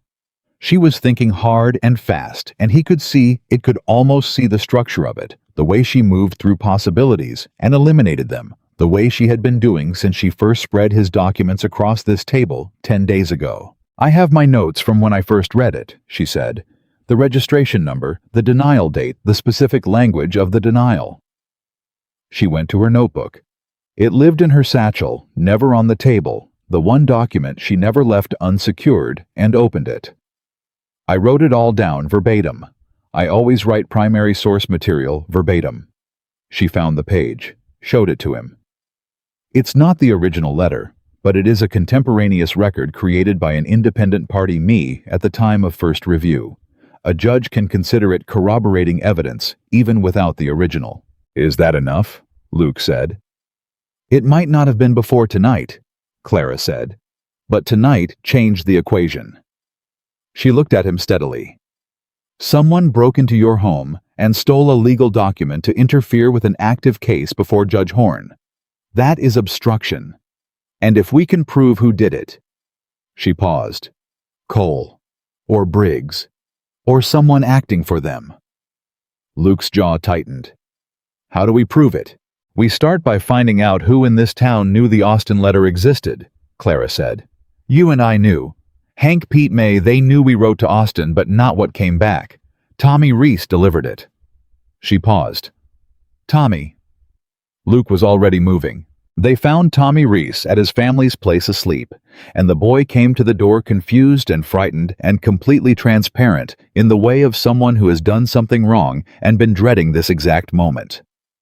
He was 17 years old, and he cracked under Luke's quiet, steady questioning in under 5 minutes. He hadn't told Briggs. He had told his older brother Carl, who worked at the feed store, who had told someone else who the chain didn't matter. What mattered was that by the time Luke sat the boy down and asked him to tell it all from the beginning, Carl Reese's name emerged with a specific detail. Carl had spoken to Wendell Cole at the feed store 3 days ago, and Cole had been very interested in what the express delivery to the Callahan ranch had contained. Tommy was crying by the end. Luke sent him home with a firm instruction to tell no one what they had discussed. In the wagon driving back, Clara said, Cole. Cole, Luke confirmed. He'll have given the letter to Briggs or Morrow, or destroyed it himself. She was quiet for a moment. We have to assume the letter is gone. We work with what we have. She looked out at the dark. But we have Tommy. And we have what Tommy heard. And Cole walking into a courtroom in 8 days with Judge Horn presiding, knowing that we know what he did tonight. She paused. He doesn't know that we know. That's still our advantage. Luke drove in silence for a moment. You're not afraid, he said. Not accusatory, just an observation. Clara was quiet for a beat. I'm afraid, she said. I'm afraid every hour. I'm just more afraid of what happens if we stop than what happens if we keep going. Luke looked at her in the dark of the wagon. She was looking straight ahead, chin level, hands steady in her lap. Evelyn would have been afraid too, he said quietly. She told me that in a letter. She said the thing she was most afraid of in her life was running out of time to do the things that mattered. He paused. Letter 12. October. Clara turned her head and looked at him. He could not see her expression fully in the dark, but he could feel the weight of it. I wrote that letter, she said softly. The whole thing. She was having a very bad night. I wrote it and read it back to her, and she said... Clara's voice held steady through what it cost her. She said, that's exactly right. Send it exactly like that. The wagon moved through the dark toward the ranch. Then it was both of you, Luke said. Clara did not answer for a moment. When she did, her voice was quieter than usual. Yes, she said. I suppose it was. They had 8 days before Judge Horn arrived, and a case that was still strong, still real, still built on more truth than Briggs and Cole and Thaddeus Morrow had anticipated anyone finding. They had Helen Morrow's documents from Galveston. They had the statements from 6 ranchers. They had a missing letter that would itself become evidence of desperation. What they did not have, not yet, not fully, was the last piece Clara had been circling for days without saying it aloud. She said it that night sitting at the kitchen table with the lamp burning and the documents arranged and the notebook open. I need to talk to Wendell Cole, she said. Luke looked up. Not to confront him, she said. Not yet. I need to see his face when he doesn't know I know what he did tonight. I need to understand how confident he still is. She paused. Because if Cole is confident, it means there's something else. Something we haven't found yet. A piece of this we're missing. She looked at Luke. Confident men who have just stolen a document to protect their scheme are not usually confident. They're frightened and they move fast. Cole has been steady this whole time. That means he has something he thinks we can't touch. Luke was quiet. Then we find out what it is, he said. Clara looked at him across the lamp. Yes, she said. We do. Clara walked into Wendell Cole's office the next morning at 9 o'clock alone without telling Luke she was going until she was already in the wagon. She had left a note. 3 sentences. Going to see Cole. Don't follow me in. Wait outside if you want, but stay out of the building. She had weighed every word of it the way she weighed every word of everything, and she had left it on the kitchen table next to his coffee cup, where he would find it the moment he came inside from the morning chores. She knew he would not be happy. She also knew he would respect the decision, because in 3 weeks of working beside this man, she had learned that Luke Callahan's deepest quality was that he trusted people who had earned it, and she had earned it, and he would stand outside and wait and hate every minute of it. She was counting on exactly that. Cole's office was in the county building on the east side of Main Street, a solid brick structure that announced itself as official, with the particular confidence of a building that has never had reason to be ashamed of what happens inside it. Clara had that thought deliberately as she pushed open the door. The building didn't know. Buildings never did. Wendell Cole was at his desk. He was a man of about 50, with the neat appearance of someone who understood that authority was partly costumed, and he looked up when she entered with the polite blankness of a county official encountering a stranger. "Good morning," he said. "Can I help you?" "I hope so," Clara said pleasantly. "My name is Clara Harper. I'm assisting Luke Callahan with some property record questions. I understand you're the officer who handles the county land registry." Something moved through Cole's expression. It was fast, very fast, and a less attentive person would have missed it entirely. But Clara had spent the wagon ride deciding exactly which words to use in exactly which order to produce exactly this moment. And she saw it, the flicker of recognition, of calculation, of a man rapidly deciding what he knew and what he should pretend not to know. "That's right," he said. His voice stayed even. "What kind of questions?" "Record verification mostly," Clara said. She sat down across from his desk without being invited. Not aggressively, just with the calm of someone who belonged in the chair. "Mr. Callahan has some concerns about the accuracy of the pending development notations on his property. He'd like to understand when those were filed and by whom." Cole folded his hands on his desk. "Those notations are a matter of public record. Anyone can review them." "Of course," Clara said. "I've already reviewed them. What I'm trying to clarify is the procedural accuracy of the filing. The Code for Pending Development Notations, Territorial Land Code Section 9, Paragraph 3, requires written notification to the property owner within 30 days of filing." She paused. Mr. Callahan never received written notification, nor did his neighbors. She tilted her head slightly. "Is there perhaps a backlog in the notification process?" Cole looked at her for a long moment. He was good. She would give him that. The face stayed composed. The hands stayed still. The eyes stayed professionally neutral. A man who had been doing this for years, managing information, managing appearances, managing the careful distance between what was true and what was recorded. "Notifications can sometimes be delayed in the processing queue," he said carefully. "I'd have to review the specific files." "I'd appreciate that," Clara said, and she smiled at him, the pleasant, slightly deferential smile of a woman who is asking for help and not threatening anything, and watched his shoulders drop by exactly the margin of a man who has decided he is in control of this conversation. She stood. "Thank you for your time, Mr. Cole. I'll let Mr. Callahan know you're looking into it." She walked out. She did not look back. Luke was across the street, leaning against the wagon, with his arms crossed and his hat pulled low, and when she climbed up, he said nothing until she had the reins and they were moving. Then he said, "Well, he's not confident," Clara said. "He's performing confidence. There's a difference." She kept her eyes on the road. "He knows we're building something. He doesn't know how much we have, but he's not sleeping well, and his hands moved twice when he thought I wasn't watching them. What does that tell you? That whatever he thinks he has, the thing that's been keeping him steady, it's not as solid as it was," she said. "He's frightened, which means he's going to do something in the next 48 hours. She glanced at Luke. "We need to be ready for what that something is." What Cole did was not what either of them expected. He did not run. He did not destroy documents. He did not contact Briggs, or if he did, the contact produced no visible action. What Wendell Cole did 36 hours after Clara sat across his desk and smiled at him was go to see May Garrett. May sent her farmhand, a boy of about 15 named Eli, riding hard to Luke's ranch with a message that came out breathless and urgent. And exactly right, Cole had shown up at May's place alone, no Briggs, no lawyer, and he had asked to speak with her privately. May had said she needed a family member present. Cole had said he would come back in the morning. He was coming back at 8 o'clock. Clara read the message twice. Then she looked at Luke. He's going to offer her something, she said. A settlement, or a withdrawal of the filing against her property in exchange for her silence about the others.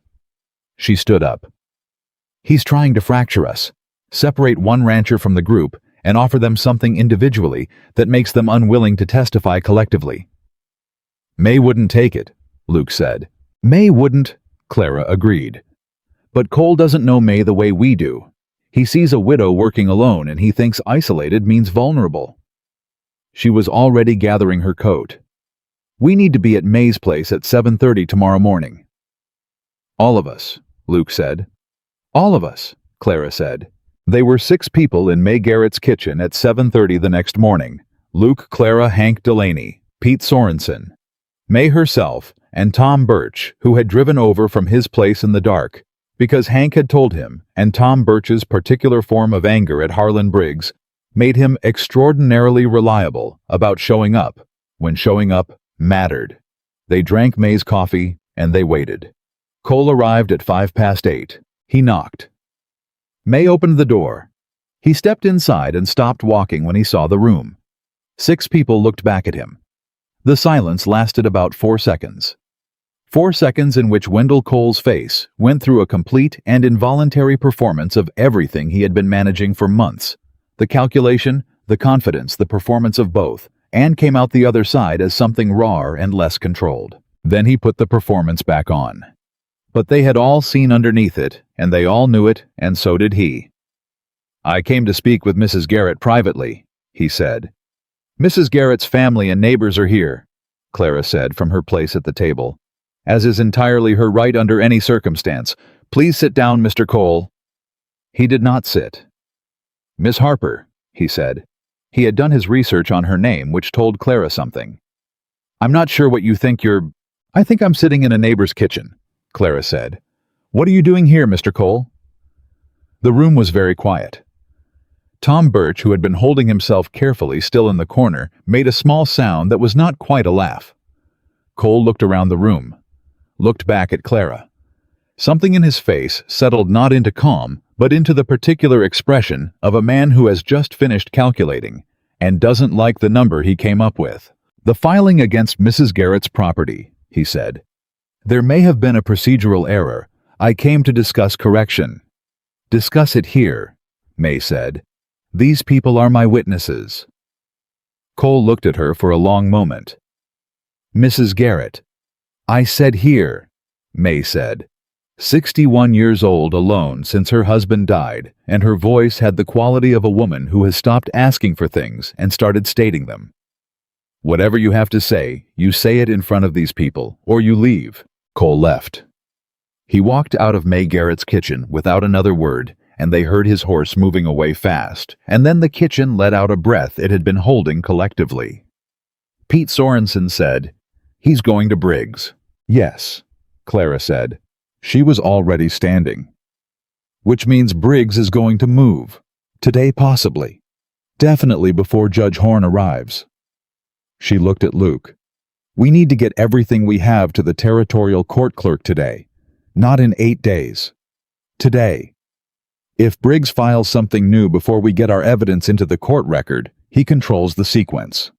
Luke was already at the door. They drove back to the ranch at a pace that was faster than sensible Clara, holding her satchel on her lap and her notebook open, reviewing the evidence sequence in her head. The filing to the territorial court had to be complete. Every document, every statement. Helen Morrow's packet. Clara's verbatim notes from the stolen Austin letter.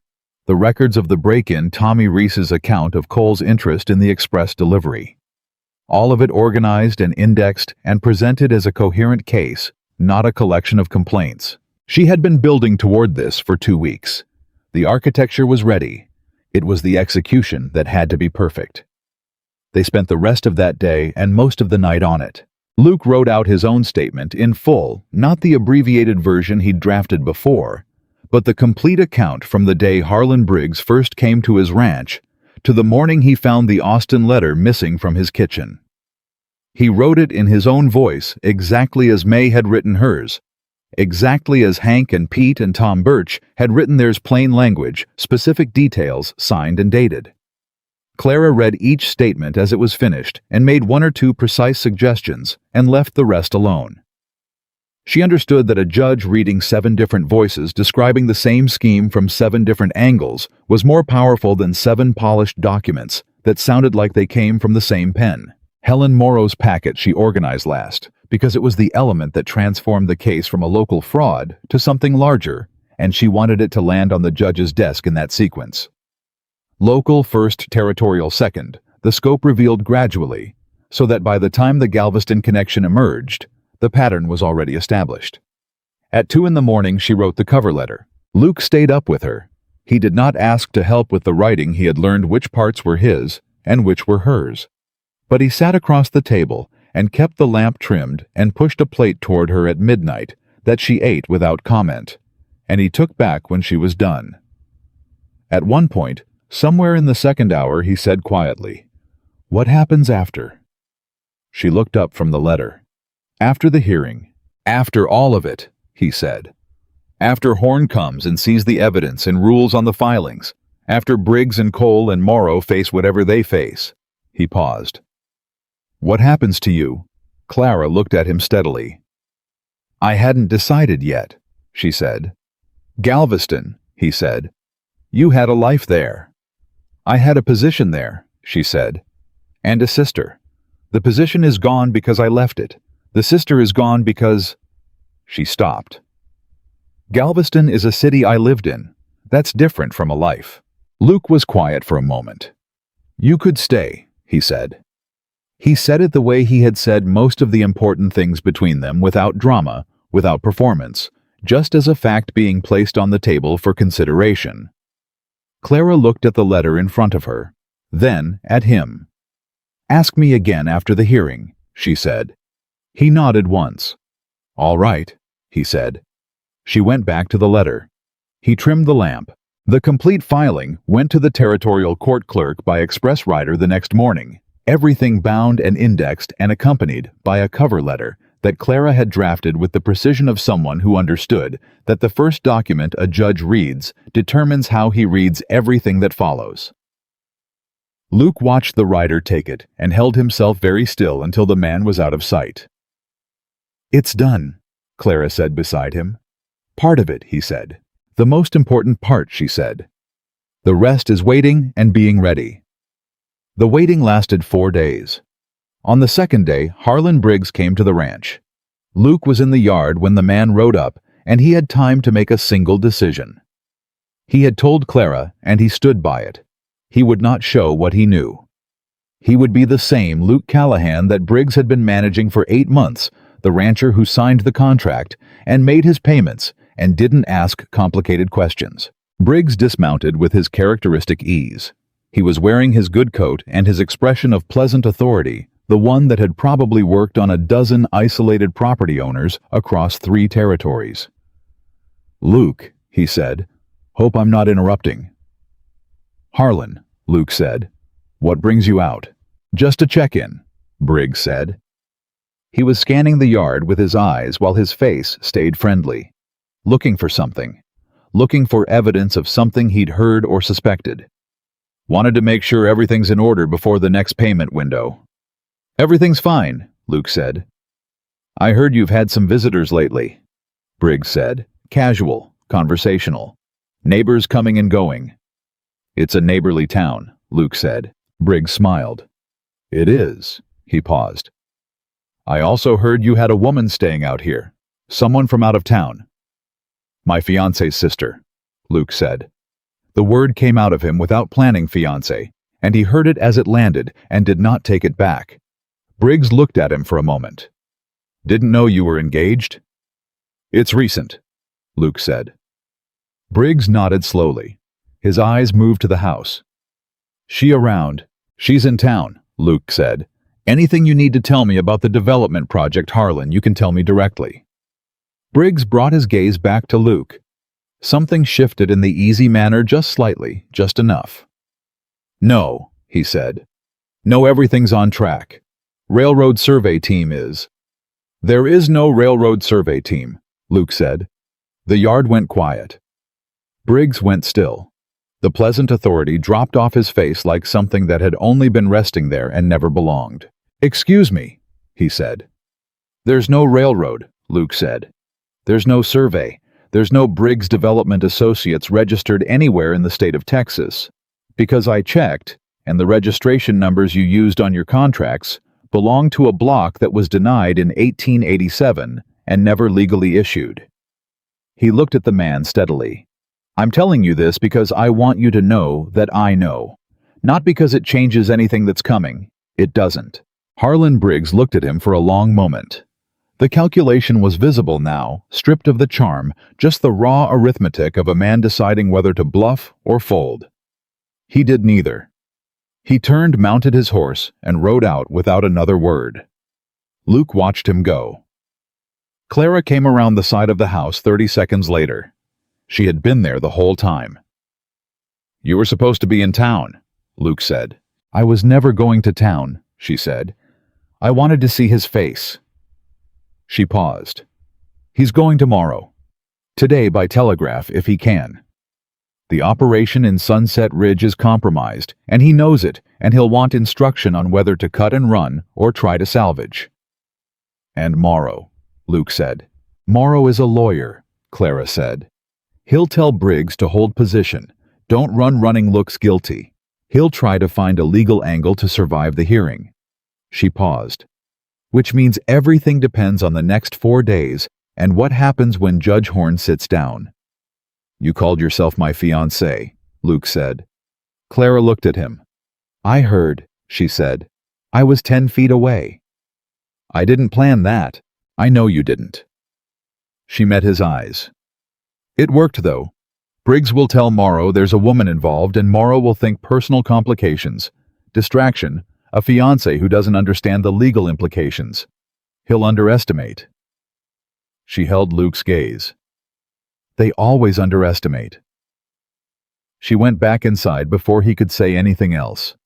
He stood in the yard for a moment, and then he went inside too.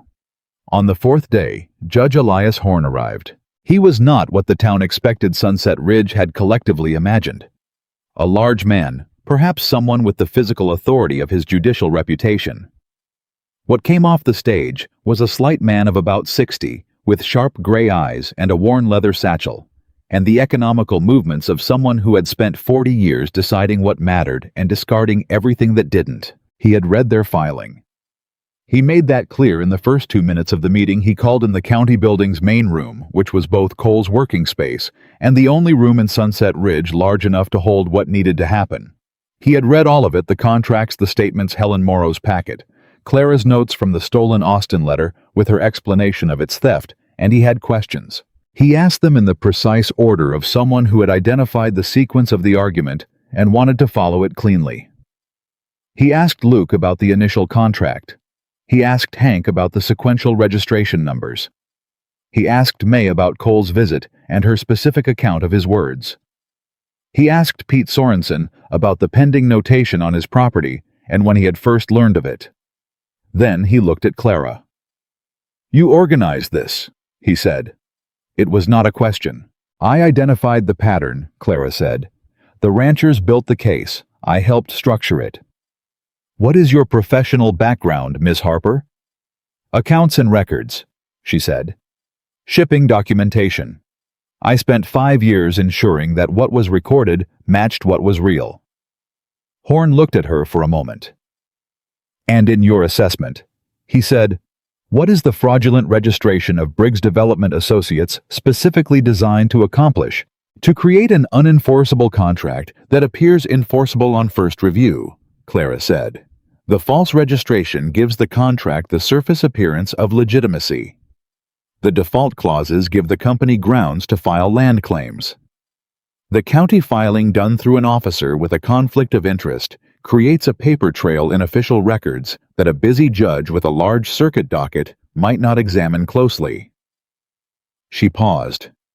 The entire scheme relies on the targets not knowing what to look for and the reviewing officials not looking closely. It is specifically designed to survive casual scrutiny and collapse only under detailed examination. Horn was quiet for a moment. "Which you provided," he said. "Which I provided," Clara said. Cole was present. He had been required to attend as the county officer of record. He sat at a table to the left, and as the hearing progressed, as Judge Horn moved through the evidence with the systematic thoroughness of a man who had seen fraud before and was not surprised by any of it. Cole's composure eroded in the specific way that composure erodes when a person realizes that the ground they believed was solid is not solid at all. When Horn asked him directly about the pending development notations, why they were filed without landowner notification in violation of territorial code. Section 9, Paragraph 3. Cole said there had been a procedural oversight. Horn looked at him for a long moment. 7 consecutive oversights, he said. All on Thursdays. All in the same fiscal quarter. All involving properties with documented financial pressures visible in county records you personally administered. He paused. That is not an oversight, Mr. Cole. That is a pattern. Cole said nothing. The filing against Mr. Delaney's South Pasture, Horn continued. You appear as filing officer, which places you in direct conflict with your role as county records administrator. Can you explain under what authority you filed in your own name? Cole's attorney, a man from Amarillo, who had arrived that morning looking calm and was now looking considerably less calm, started to speak. Horn raised one hand without looking at him, and the attorney stopped. Mr. Cole, Horn said, I'm asking you. Cole looked at the table. I acted on advice of counsel, he said. Whose counsel? The pause before Cole answered was 4 seconds long, and in those 4 seconds, the room held its breath. Thaddeus Morrow, Cole said. Of Galveston. Clara did not look at Luke. She looked at Horn. Horn wrote something down. Then he looked up at the room and said, I'm placing a temporary stay on all land contest filings associated with Briggs Development Associates pending territorial review. The county land registry notations for all 6 properties are suspended pending investigation of proper notification procedures. He looked at Cole. Mr. Cole, you are suspended from your county duties pending the outcome of this review. You are not to access county records or office facilities until this matter is resolved. He paused. And I am referring the matter of Thaddeus R. Morrow's involvement in this scheme to the Territorial Attorney General's office, along with the evidence provided regarding operations in 2 additional territories. The room was completely still. Then May Garrett exhaled, just one breath long and slow and released from somewhere deep. Pete Sorensen put his face in his hands not from grief, but from the particular relief of a man who has been holding himself rigid for weeks and has just been told he can stop. Tom Birch said something under his breath that might have been a prayer or might have been a curse, and was probably both. Hank Delaney looked at Luke. Luke looked at Clara. She was looking at Judge Horn as he gathered his papers, watching him with the contained expression she always wore when something important was happening, the one that kept the inside from the outside. But her hands folded on the table in front of her had come slightly undone from their careful position. Fingers loosely interlaced, not gripped, not controlled, just resting. He had learned to read her hands. It had taken 3 weeks, and he was unreasonably proud of it. He reached across and put his hand over hers.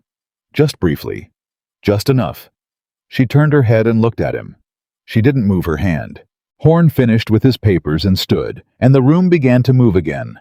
People standing, voices overlapping. May reaching across to grip Pete's arm, Tom Birch heading toward the door with the walk of a man who needs air. Through all of it, Clara stayed seated for a moment longer than necessary, and Luke stayed with her, and the noise of the room broke around them like water around 2 stones. It's not over, she said, quiet just for him. The Attorney General review will take months. Cole might get a sympathetic examiner. Morrow has resources, and he'll fight it. I know, Luke said. The ranchers will have to provide more testimony. Possibly travel to the territorial capital. I know, Luke said. And Caldwell, the Denver investor, he's the furthest removed. He may never face consequences at all. Clara, Luke said. She stopped. I know, he said. All of it, I know. He looked at her. But today, right now, what happened in this room today? Give yourself that. She looked at him for a long moment. Something in her face shifted the careful management of it, the precise control the structure she maintained, and underneath it was something that had been there for weeks and had not been spoken or offered or made available. Something that had grown in the space between evidence and testimony, between late nights and cold coffee, and the particular trust of two people building something real together. Okay, she said quietly. Today. May Garrett appeared at Clara's elbow and put both arms around her without asking the embrace of a woman who had decided Clara Harper had earned it. And Clara went still for exactly 1 second, the second of a person who has not been held in a long time and has forgotten how. And then she held on. Luke stood and let them have the moment. Outside Sunset Ridge was exactly what it always was, the same street, the same feed store, the same dust on the same boards. But something had shifted in the weight of it, the way a room shifts when a window is opened that has been closed for a long time. Not dramatic, not loud, just different from the inside.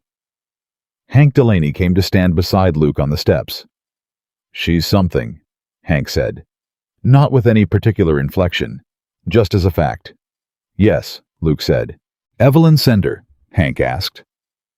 He had heard enough of the story by now to ask the question, and he asked it simply the way plain-spoken men ask complicated things. Luke thought about that. About letter 12. About that's exactly right. Send it exactly like that.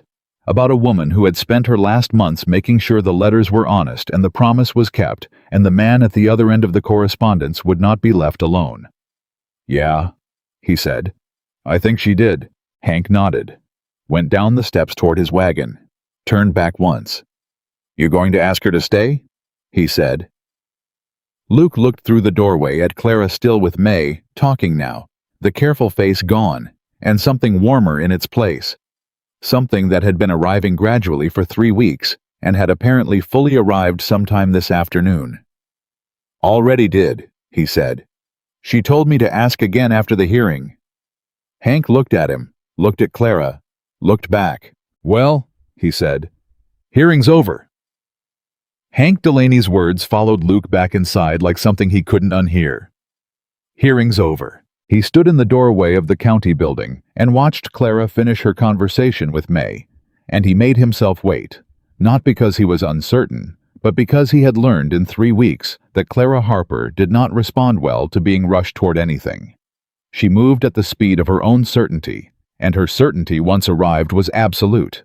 Rushing her before she got there accomplished nothing except making her dig in, so he waited. May finally released her, patting her hand twice with the firm affection of a woman who had decided Clara was family and was not asking permission about it. Clara turned and found Luke in the doorway and walked toward him with the expression that had replaced her careful management over the course of the afternoon.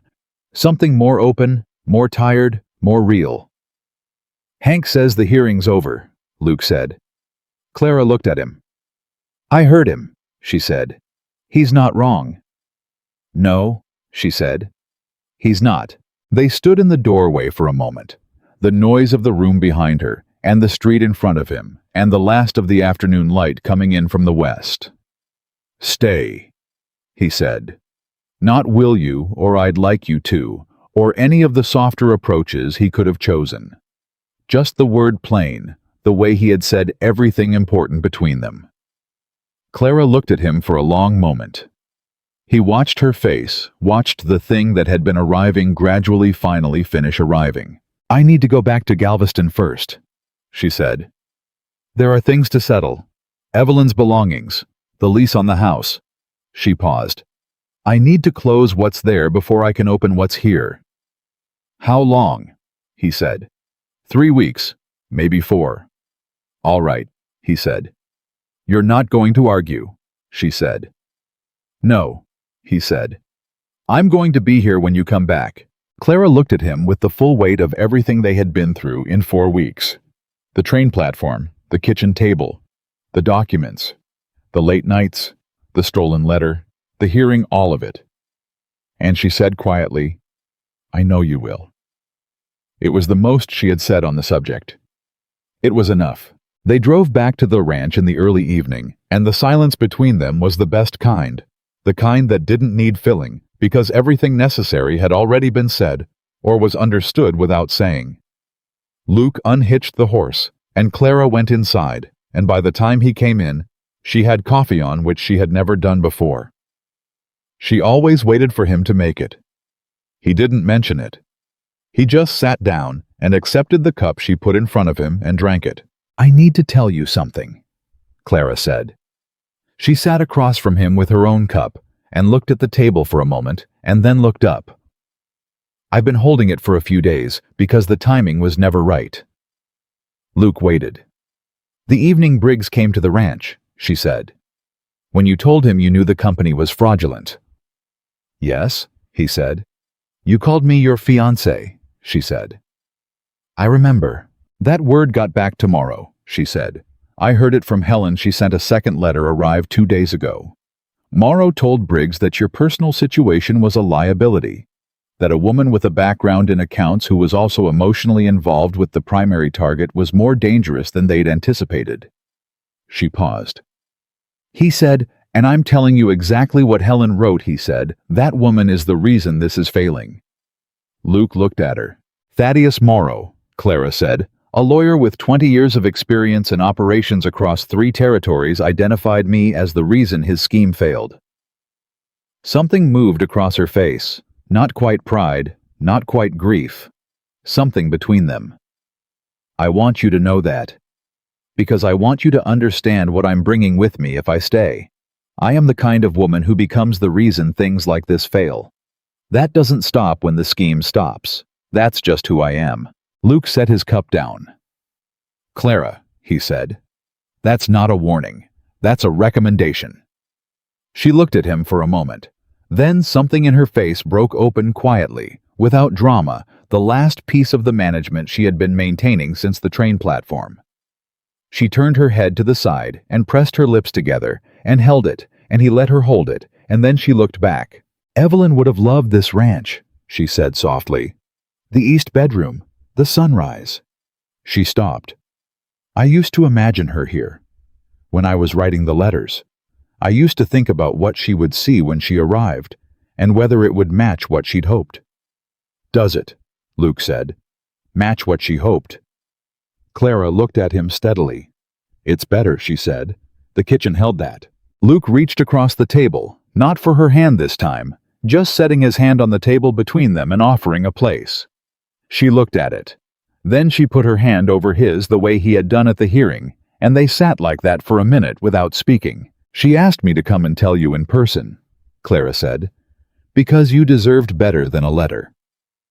A pause. "I've been thinking about that." She knew, I think. She knew what she was asking me to do, and she knew what might come of it if... She stopped. Started differently. Evelyn was perceptive. She always saw things before they happened. It was extraordinary and occasionally infuriating. Her voice caught once cleanly. "I think she sent me here on purpose." "I think so too," Luke said. "That's either beautiful or she was extremely presumptuous," Clara said. "Both," Luke said. "Sounds like it was both." Clara laughed. It was the first time he had heard her laugh, a real one, unguarded, surprised out of her, and it changed her face into something he had not seen before and immediately wanted to see again. They ate supper together for the last time before she left for Galveston, and they talked, not about the case, not about evidence or filings or what the Attorney General would do with the referral, but about other things, about the ranch, about what Clara had studied before she took the shipping position, which was mathematics, because she had found early in life that numbers did not lie unless a person made them, and she preferred working with things that had clear answers. About the garden in Galveston, the stubborn lavender that wouldn't bloom the way the book said it should, which had been Evelyn's, but which Clara had tended in the last months and had apparently gotten one stalk to bloom in April, by ignoring every instruction and doing what seemed right instead. About Luke's family, his parents both gone a sister in Colorado. He wrote to occasionally, and who had been telling him for 3 years to stop being stubborn about being alone. "Are you going to write and tell her?" Clara asked. "I already did," Luke said. "Yesterday morning." Clara looked at him. "You were fairly certain of yourself." "I was certain of you," he said. "That's different." She considered that. "Yes," she said.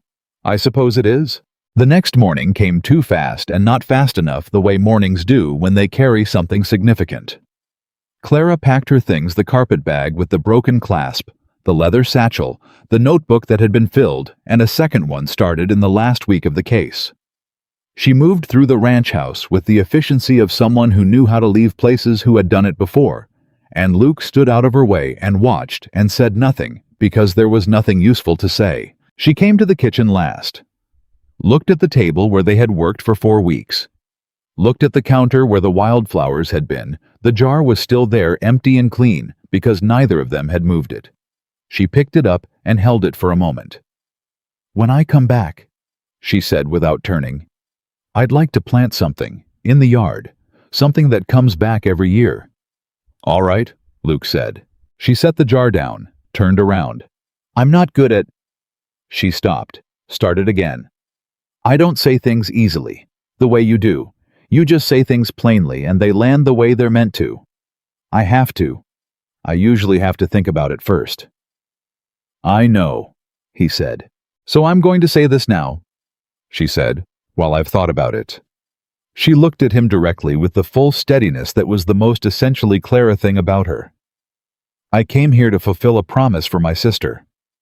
I stayed because 6 ranches needed someone who understood what Briggs had built. Those are the true reasons, and I'm not going to pretend they're more romantic than they are." She paused. "But somewhere in the middle of all of it, I stopped doing this for Evelyn. I stopped doing it for May Garrett, or Hank Delaney, or Pete Sorensen." She held his gaze. "I started doing it because this place and the people in it and you mattered to me. On their own. Not because Evelyn sent me. Just because they did." She stopped. "That's what I wanted to say." Luke crossed the kitchen in 4 steps and kissed her. Not with hesitation and not with drama, just directly the way he did everything that mattered. And she kissed him back with the directness that was her equivalent, and it was exactly as uncomplicated and as enormous as everything else between them had been. When they stepped back, she looked at him and said, "I'll be back in 4 weeks. 3, he said. Her mouth curved.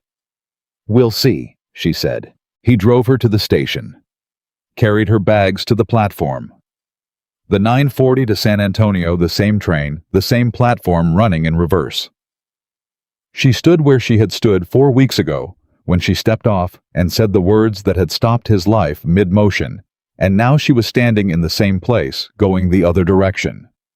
"Last time you were on this platform," Luke said, "you said 4 words that knocked me completely flat." "I remember," she said. "You were right, by the way," he said. "You weren't a bought bride. You were never that. I just didn't know yet what you were instead." The train was coming. They could hear it. "What am I instead?" she said. He looked at her. "The person who saved everything I thought I'd lost," he said. "And then turned out to be the thing I hadn't known to look for in the first place." Clara held his gaze for a moment. Then she picked up her carpet bag, the clasp still broken, still meaning to fix it, and stepped toward the train. 4 weeks, she said.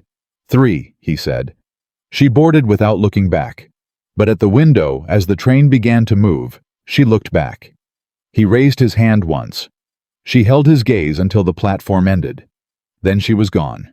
He stood there until the train was out of sight, which took longer than it should have, and not long enough. Then he drove home through the morning and went to work. The ranch was still the ranch, the stock still needed tending. The south fence still had 2 posts that needed resetting, and he worked through the day with the particular purposeful energy of a man who has something to come home to, which is different from all other kinds of energy and cannot be manufactured. 3 days after Clara left for Galveston, the first letter arrived from the Territorial Attorney General's office. The referral from Judge Horn had been received. A formal investigation into the activities of Thaddeus R. Morrow Harlan Briggs and the identified investor Caldwell was open. Luke was requested to preserve all documentation and make himself available for potential testimony. He wrote back the same day confirming all of it, and he added a note at the bottom asking that any further correspondence include Clara Harper as a co-recipient at an address he had in Galveston. 5 days after that, a letter came from Clara. She had arrived safely. The house in Galveston was smaller than she remembered and full of Evelyn's things, which was harder than she had anticipated, but not unbearable. She had found in a box in the back of the wardrobe the original letters, all 31 of them both sides.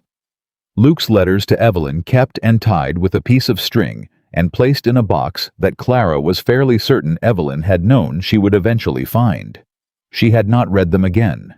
She did not need to. She knew them by heart. She had given notice on the house. She had arranged for Evelyn's things to go to appropriate places. She mentioned almost as an afterthought, found a nursery in Galveston that sold perennials, and she had purchased something called a prairie coneflower, which was apparently native to Texas, and came back reliably every summer and could survive difficult conditions without special care. She was bringing it with her in a pot. He read that letter 3 times. Then he went out to the east side of the yard and cleared a patch of ground next to the porch. Good soil enough sun protected from the worst of the afternoon wind, and he had it ready by the time she came back. She came back in 3 weeks and 2 days, which he counted, but did not mention. She came off the train with the carpet bag and the satchel and a ceramic pot wrapped in burlap, and the particular expression of a woman who has closed what needed closing and is ready to open what comes next. Luke was on the platform. He did not have wildflowers this time. He had thought about it and decided that wildflowers were for the first arrival, and this was not a first arrival. This was something else. Something that didn't need that kind of gesture because it had already been built from better materials. He carried the bags, she carried the pot. They drove back to the ranch in the morning light, talking most of the way. She told him about Galveston, about the house, about the nursery, about a conversation she'd had with Helen Morrow, who was apparently planning to testify against her former husband, with a thoroughness that Thaddeus Morrow was presumably regretting ever having given her access to his files. Luke told her about the Attorney General's letter about a visit from Pete Sorensen, who had brought his wife and 2 daughters and a pie that Luke had eaten half of in one sitting because he had not been eating regularly, and Pete's wife had seen it and said nothing, but left an extra loaf of bread on the counter.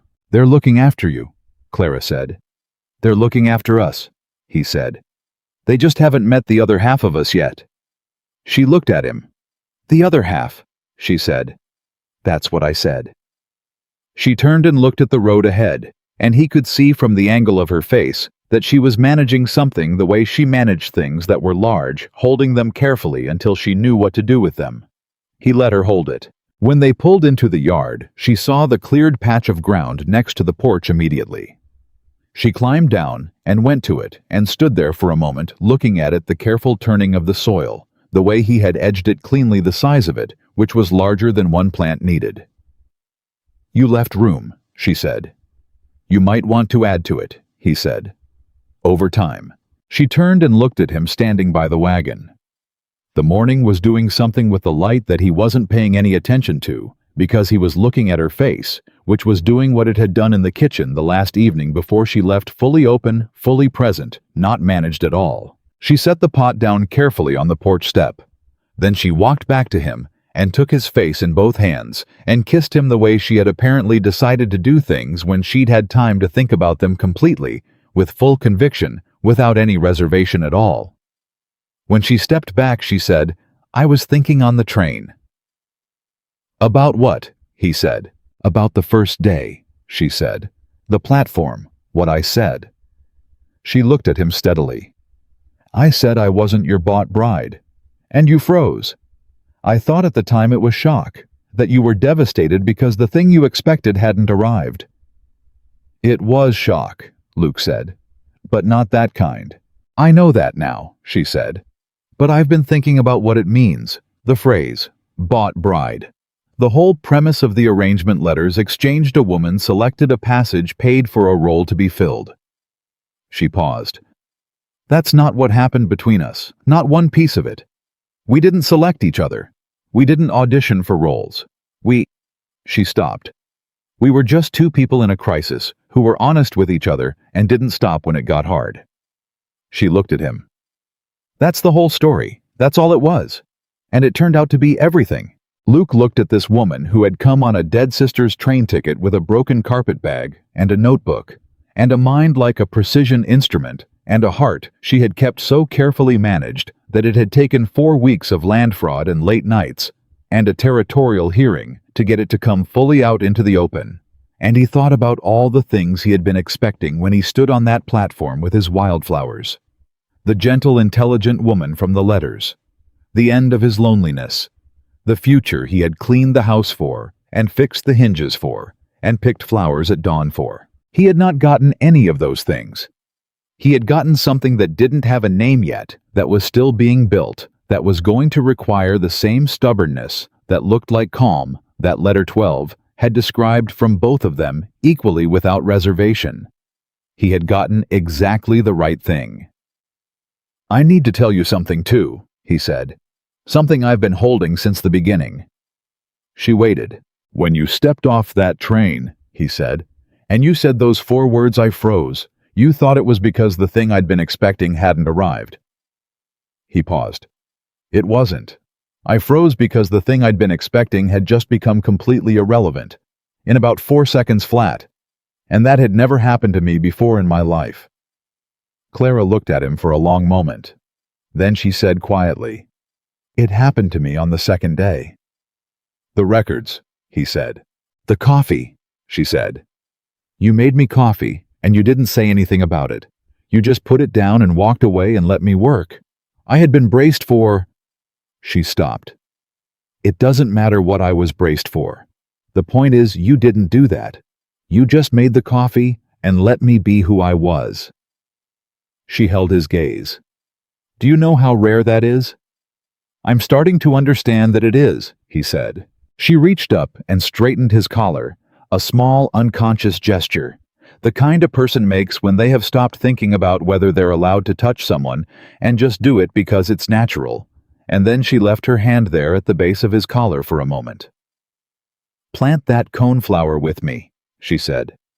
Right now, he said. Right now, she said. They planted it together in the patch he had cleared, working side by side in the morning. She held the plant, and he set the roots, and they talked, while they worked about nothing in particular, about depth and drainage, and whether the afternoon sun was going to be too direct in August. And it was exactly as ordinary and as irreplaceable as anything had ever been. When they finished, Clara sat back and looked at it, the single plant in the center of the cleared space, the room around it for what came next. It'll come back every year, she said. So will you, Luke said. She looked at him. Then she looked at the plant. Then at the ranch around them, the yard, the barn, the house with the east bedroom, and the sunrise window, and the jar on the kitchen counter that had once held wildflowers and now held the particular meaning of everything that had begun there. In the weeks that followed, the Attorney General's investigation moved with the methodical speed of territorial law, which was to say, not fast, but forward.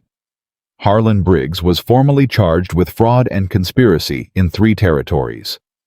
Thaddeus Morrow surrendered his law license pending criminal proceedings, and Helen Morrow, sitting in a Galveston courtroom with her husband's files in her hands, gave testimony that lasted 3 days, and was described by the presiding judge as the most comprehensively documented fraud account he had encountered in 20 years on the bench. The investor Caldwell was identified located in Denver, and indicted on federal conspiracy charges that carried consequences that made his Colorado debt look small by comparison. Wendell Cole cooperated. In exchange for a reduced charge, he provided a complete account of his involvement from the beginning, every Thursday, filing every piece of financial information passed to Briggs, every document he had touched or manipulated, or looked the other way from. He named Arthur Garrett, the former county clerk, as the man who had set up the original filing system and trained Cole in how to use it before leaving Sunset Ridge with a payment from Morrow's firm that was now part of the evidence record. The pending development notations were formally expunged from all 6 properties. The land contest filings were dismissed. Every contract signed with Briggs Development Associates was declared void as issued by a non-existent legal entity. 6 ranches along the Creek Valley got their land back. They had never actually lost it, not legally, not finally, but the thing about almost losing something is that it changes how you hold it afterward. Hank Delaney put a new fence along his south pasture. The good posts this time, not the ones he'd been meaning to replace. Pete Sorensen finally finished the barn extension he'd been putting off for 2 years. May Garrett hired a second farmhand and started talking about expanding her operation, which she had stopped talking about after her husband died, and which everyone who knew her agreed she should have been doing all along.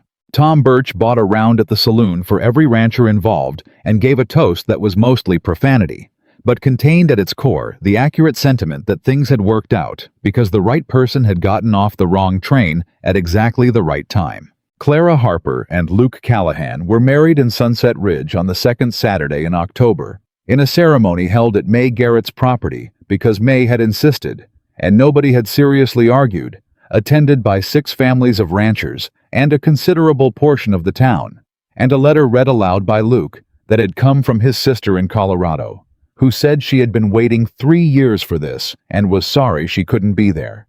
And please tell the woman in question that anyone who took on a land fraud conspiracy single-handed was more than welcome in the Callahan family. Clara had laughed at that.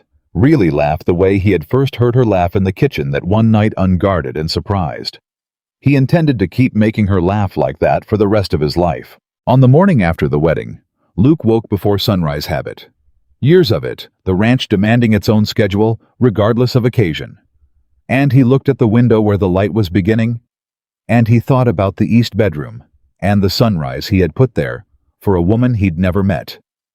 And how entirely and correctly it had been claimed by a woman he had not expected. He heard Clara in this kitchen before he was fully up.